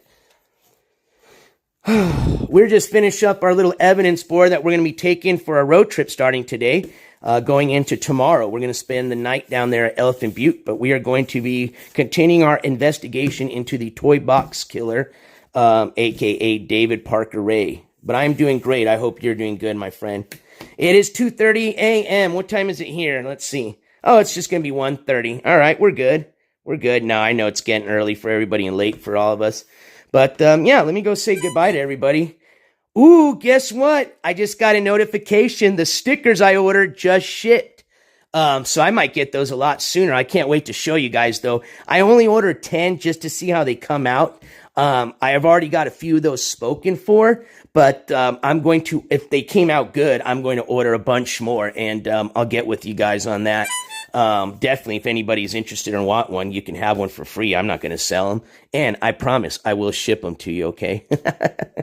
But, yeah, I'll get with you guys on those, but when they come in, I'll show you. But it looks like they just shipped. I'm stoked. These should come out to be pretty cool. Sumi, all good here. Thanks. Only 5:50 p.m. here Friday evening. Ooh. Hey, that's cool. Already Friday evening. That's awesome. It's so crazy how the time zone's so different from everybody in the world. Here we are Friday morning. You're coming into your dinner time there. Looks awesome. Yeah, you know what? We've got a lot of practice, Sumi, from doing our protest boards here, if you guys can remember that. Show you here. Let me give you a close-up for some of y'all that might not have. I mean, actually, this was our first project. We want to just talk about projects. Shoot, we do a lot of little projects here. Our first major project was our calendar board, which, hey, you know, it's a little rough, but it works. It came out okay.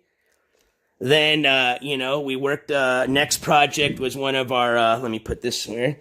Got our cool little, if you haven't seen these already, that's our little, going to throw those on the Mobile Studio 2 tomorrow. Side of the van there.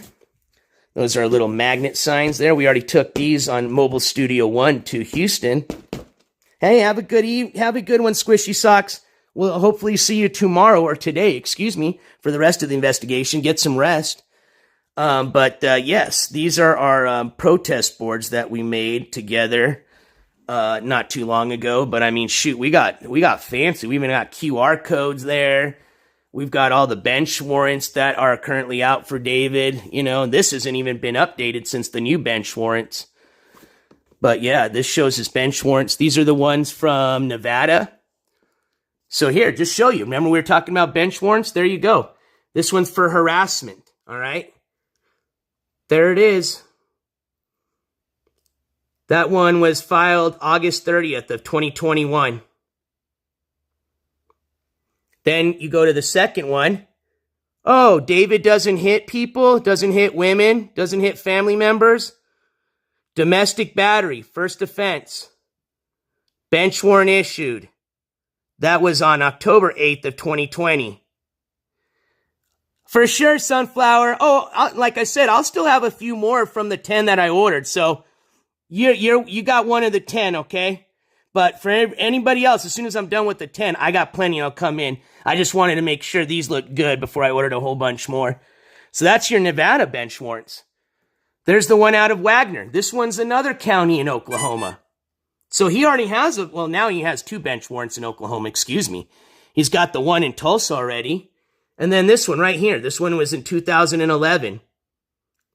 Failure to pay. Because he doesn't pay anybody back.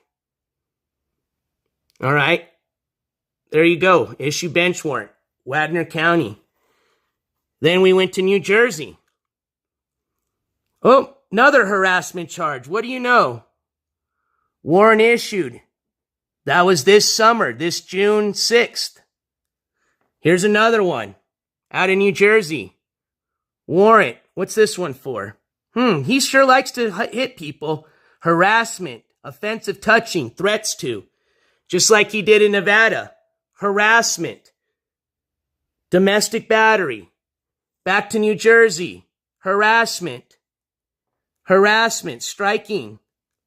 Warrant issued December 13th of 2022.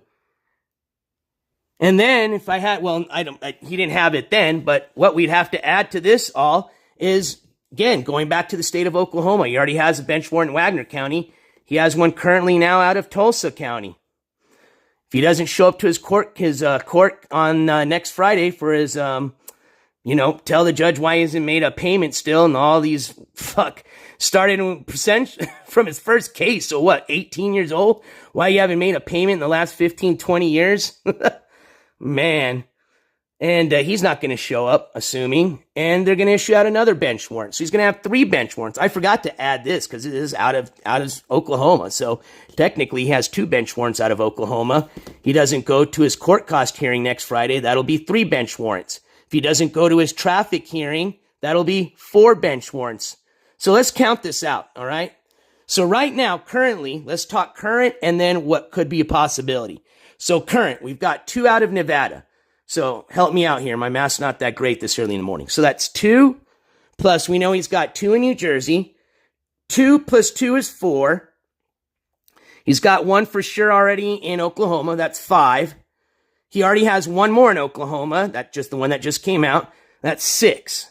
So he's got 6. Now, there's supposedly a rumor he's still got the bench warrant in California. We won't count that yet till I can verify that. But what we can verify is out of, 3 states, 6 bench warrants total. Now, if he doesn't go to court cost hearing next Friday, that'll be 7th bench warrant, okay? That'll be his 3rd out of the state of Oklahoma, 7 total. Doesn't go to his traffic hearing, that'll be 8 bench warrants, 4 specifically out of the state of Oklahoma. Cali Babe, parents, last time I checked with them, and it said even in the message to me to let everybody know that was wondering, they are doing good. They went out and I've received an update since they've already went and got the ROs. Okay. Last communication, they were doing fine and they said to let all of you know. As a matter of fact, Miss DeCo came on, to the chat, when did we break that information? Tuesday. This Tuesday. So a few days ago when we broke that news, Miss DeCo was actually in the chat and let everybody know how she was doing. But the communication I received was to let everybody know that was wondering. Thank you. And she appreciates everybody's support.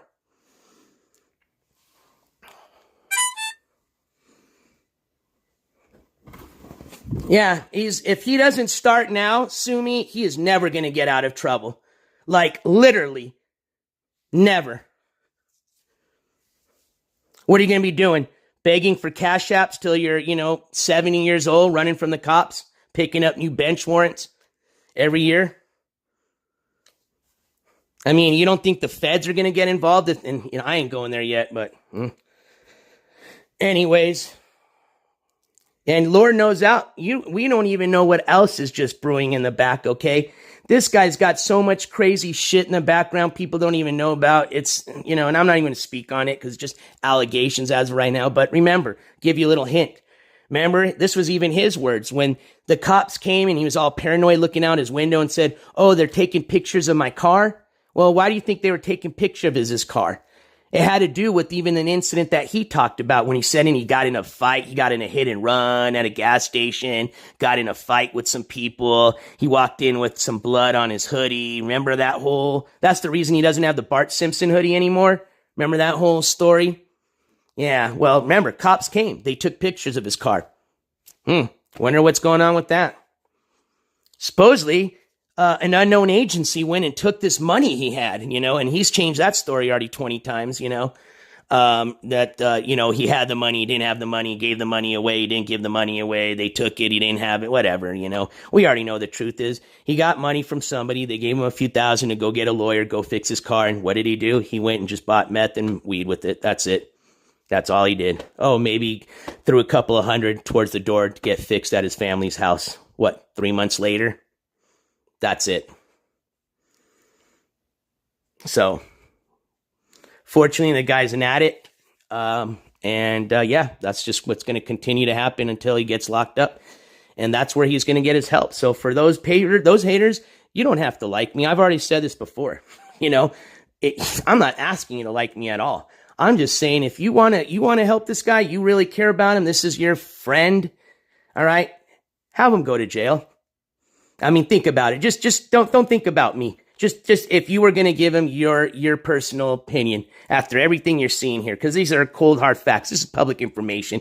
You can't sit there and deny, oh, this is bullshit. So sit there and think real hard, all right? This is your friend. You think you giving him money and just continuing to make him run, enabling him to run is going to do anything? Why don't you tell him to go to fucking jail and start getting this shit taken care of?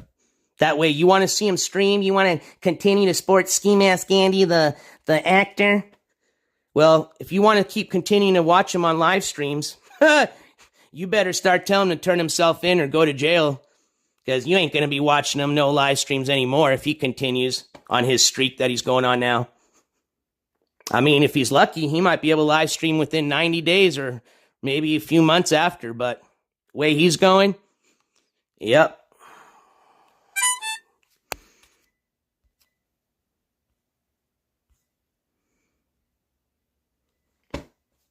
Hey, you're welcome, everybody. As a matter of fact, let's go outside. Let you guys hang out with me. I'm gonna go light up a little jizz, and then I'm gonna go and get some. Hopefully, try to get some sleep. I don't sleep at night, but I do just want to lay down and let my eyes rest a bit. And that way, I'm nice and refreshed for tomorrow's investigation because it's gonna start during the day. We're not gonna get there late in the evening, just because we're going to camp. We're getting there early in the morning, so we can head out in the library and start, heading out to all the addresses that I have posted down as far as like an itinerary that we're going to try to go and check out. So, right. What am I looking for? Oh, let me just take you guys outside and then I'll just go grab my lighter and all that stuff. All right, give me a second. Actually, I don't care. It's dark anyways. I don't think anybody's walking in the buff right now. All right. Ooh, dark and scary, yes. All right, does this let me use my light while I have you guys on? Let's see. I can't turn on my flashlight while the stream's on. Bummer. No worries. The library. Shit. I bet you the one they have in Tier C is still going to have old school, man. Remember how you used to have to find stuff with the, book catalog? All that. Wait, where's my table? I'll just hang out here in the indoor patio. All right, you guys, if you see some... Oh, Snack size is probably not here, but they wanted to talk about this little ghost, I guess. So, let me go get my my joint and lighter, and we'll end the night on a little ghost story, I guess. And just to tell you exactly what I'm talking about, I did a little parody. If you guys haven't figured it out, I'm sure people are going to be like, no, call it a parody. That was really you doing a sleep stream and farting. No, I was actually kind of having a little fun poking at my buddy Stick, because he had just done a sleep stream. He had done a couple of them. So I wanted to have a little fun at it. So I did a little parody where I'm laying there and it looks like I farted, and I wake up and I'm trying to blame my dogs, for farting. Well, apparently a lot of people thought that was real. Hey, and I'm sure people are going to still think it was. But what I guess a lot of people noticed is they said they saw something like a shadow move or run in the back of the room. When I first heard that, the immediate thing I said was, that was Dobby. That's my little chihuahua. But apparently people can still see him, and they're saying, no, we can see Dobby. That's not Dobby. Now, I have to look at it closely. I know what you're talking about. I've seen it. It's very apparent. It's not like you got to be like, squinting your eyes to see. It looks like a little, I'm not going to sugarcoat it. Does look like a little goblin dude, like little Dobby, like a little Dobby elf, literally running, running out my room or something. It's weird. I'll put it that way. But right away, I was like, no, that's Dobby. That's Dobby. Okay, that's why it's small. It looks like him, or like a little dude. But hey, good night, Callie, babe. Good night, everybody that's leaving and having a good night. For the rest of you, we can talk a little bit about this story. But give me a minute. I'll be right back. Let me go grab my jizzy and my lighter, and we'll talk a little ghost story. Now, if you see a little shadow run by now, the dogs are not outside. They're in my room right now. They are sleeping. So if you see a little shadow figure as I leave, you let me know when I get back.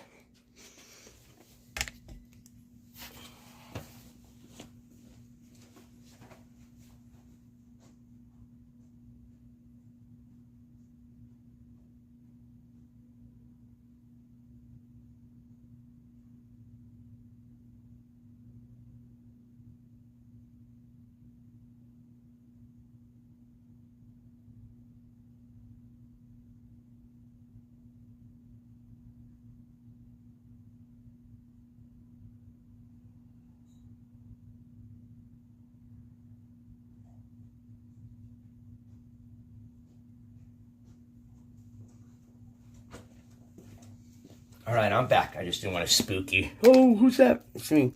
It's me. Here, let me put on a little light, so at least maybe that'll help a bit. Let's see if this will work. All right, yeah, perfect. Still is a little darkish, but it's not too lightish. There we go. All right. Let me see how it looks on me. Let me close the door at least.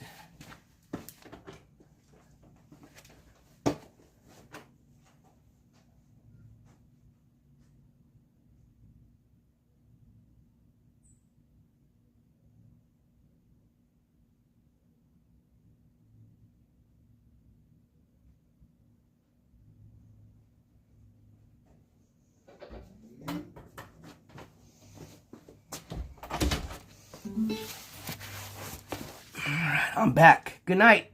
Good night, good night, good night. All right, there I am. All right, I'm back. Well, it's kind of scary, especially if I see somebody come up behind me. Hopefully that'll be like Papa Quartz just waking up for a snack, or else I'll be like, whoa, who's that behind me? All right, let's see here. What did I want to do? Oh, the volume. There we go. Cool. So, light them if you got them.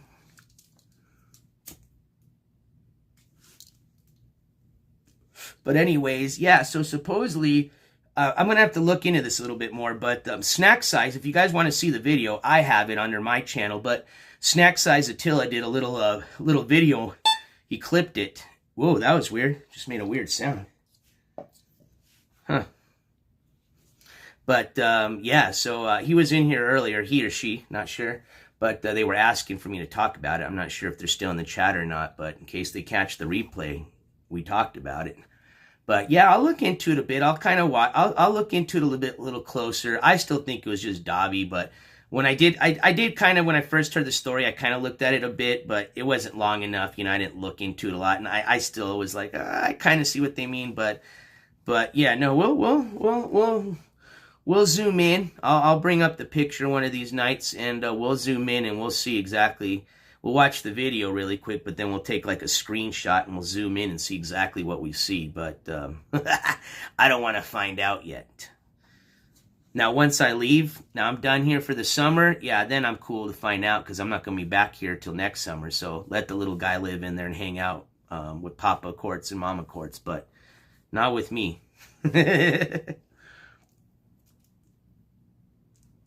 And tomorrow, since we're going to be camping and, having our little campfire and ghost stories, we might do a little paranormal investigation. I have a few little paranormal one little paranormal investigation tool. Remember my little laser grid light? And that has to do with something else going on next month. Remember, I'm going to keep giving you guys little crumbs here and there, I know I put a few new emojis. I know some people found them the last time that have to do with a little bit of what I have planned for my Halloween IRL episode. That's going to be next month. But let's just say I've got a few things coming that we've prepped for, and we're going to experiment a little bit tomorrow. That's tomorrow night. So for my fellow ghost hunters, tomorrow should be fun because we're going to go from criminal investigation into a little ghost hunting / fishing. All right. So we're going to do fishing. We're going to do criminal investigation. We're going to be doing case investigation. We're going to be doing some ghost hunting. So it should be a really good weekend. I hope we learn a lot and we have some fun at the same time. So, hey, have a good evening. Oh, I didn't know. Did Miss Deco come in? And if she did, I'm sorry if I missed you, but you have a good evening. And I hope everything's going well. And again, you have my full support. If you need anything, please reach out to me. And you have the support of this channel. Absolutely. Thank you guys for letting me know. Well, welcome, Mr. Co. Welcome, Kim. There was people asking earlier. Callie Babe was wondering how you were doing, and I was kind of telling her from our last communication how you were, giving him the update. So I'm glad that you're here, and and you can see, a lot of people care, and they truly support you and your decision you made, absolutely. And I hope everything's going well. What did we get here? I got a little message. Sorry. I think this is just yep, they keep telling me, your stickers are coming, your stickers are coming.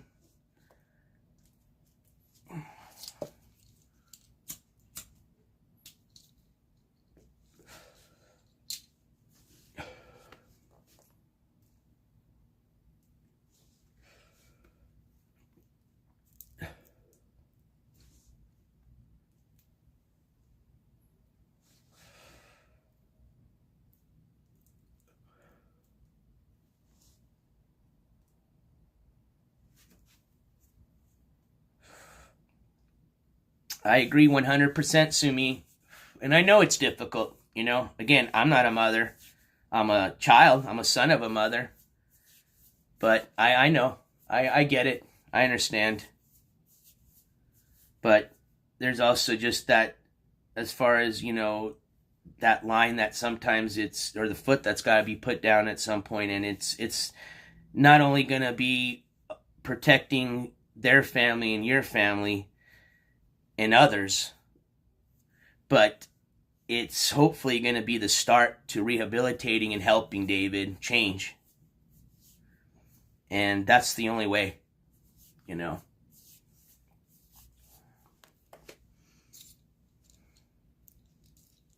But that's either near or there. I just want to send, again, my prayers and love out to you and your family, Kim. And again, my support and the channel support is always here for you for anything you need, anything your family needs, any help that we can be.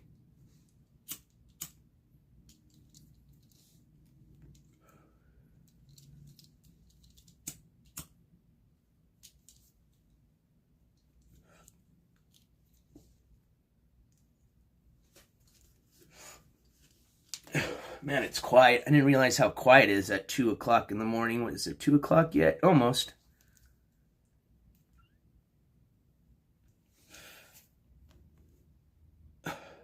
Weather looks pretty good, so weather should be good for the lake area tomorrow. Usually, no matter what, that area always gets a little rainstorm in the summertime in the afternoon. Remember last time we were there, we experienced it. When we were driving down there was rain. But it stopped, and it was a beautiful weekend. So, knock on some wood. Hey, Julia. Knock on some wood that we'll have a good weekend tomorrow. Like I said, especially during the day, because that's when we're going to be doing our investigation. And I hope at night, so that way we can have a decent campfire. But either way, if we can't, we still got the LED lights in the van, so we'll definitely be just chilling in the van, having a good time. No fires in the van, but hopefully I think the weather will be good. We should be able to have a good campfire.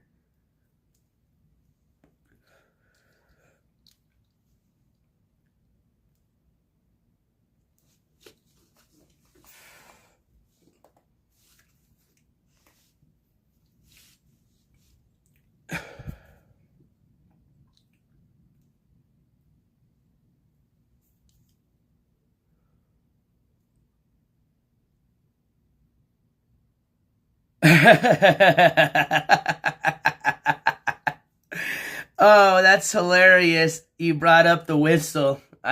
You know what, Sumi?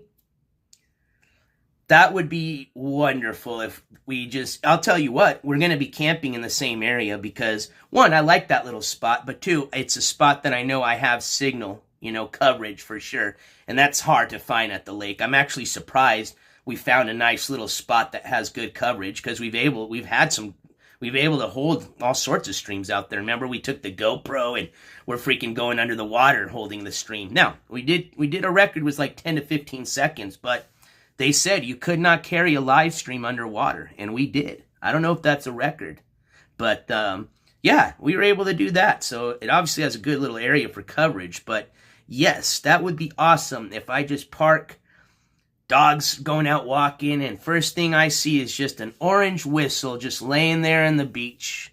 Oh, that would make my day. Oh, that was fun. Remember, I was so happy to find the ball. We lost so for some of y'all that don't know what we're talking about. Oh, Mary, that would be weird if the camper's still there. Damn, you had to remind me about the camper. I don't know if it's still there. Should we just knock and finally meet our neighbor that I've essentially been the neighbor to that camper twice. I mean, I don't want to be rude. I'd like to meet my next door neighbor at the beach, but yeah, that would be kind of weird. I hope they did move. I am taking the dogs. Absolutely. Dogs are coming for sure.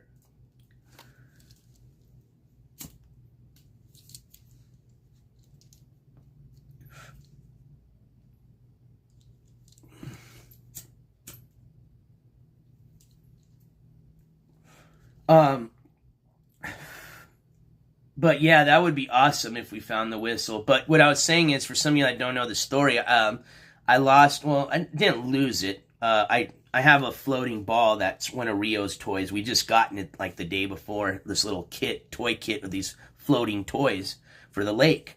And threw the ball, and Rio just didn't get it, and it was no big deal because I was like, I'll just go grab it. But it was a little windy, and it took the ball out. So I was kind of bummed because we had just gotten the ball, and Rio really liked it. It was kind of his favorite toy out of the set of 3 toys. So I was hoping, because the way the water, the waves were coming in, that maybe the next morning we'd find it. And I'm going to tell you, that was a long hope. And so next morning we went, took the dogs out for, a little walk, little pee break.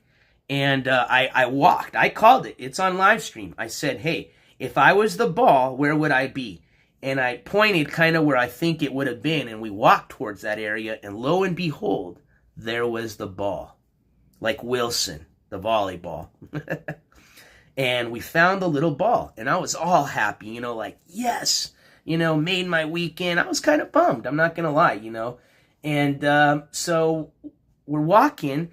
And there's a nice friendly dog. Man, I want to remember his name. He had such a cool name too. It was a Warmreiner. I remember that. It was a Warmreiner. It was like a human name, you know. It's like George, you know, or something. Maybe it was George. Frank. I think it was Frank. But anyways, long story short, there was a friendly dog that was playing down the beach. So Rio and Dobby kind of headed towards there because they're off leash. So I followed them. And they ended up playing. There was a friendly dog. They're playing with the stick. But I was playing a fetch with the stick that morning. And I went to go throw the stick. And just in some freak accident, my thumb I had a lanyard on. I was wearing a lanyard, and it had my Bluetooth speaker, because I was doing a stream, you know, a live stream, so I had the Bluetooth speaker on. And I had my keys, my van keys. And when I went to throw the stick, I know it's hard because it's dark, my thumb got stuck in the lanyard, and it ripped it. It ripped the lanyard off.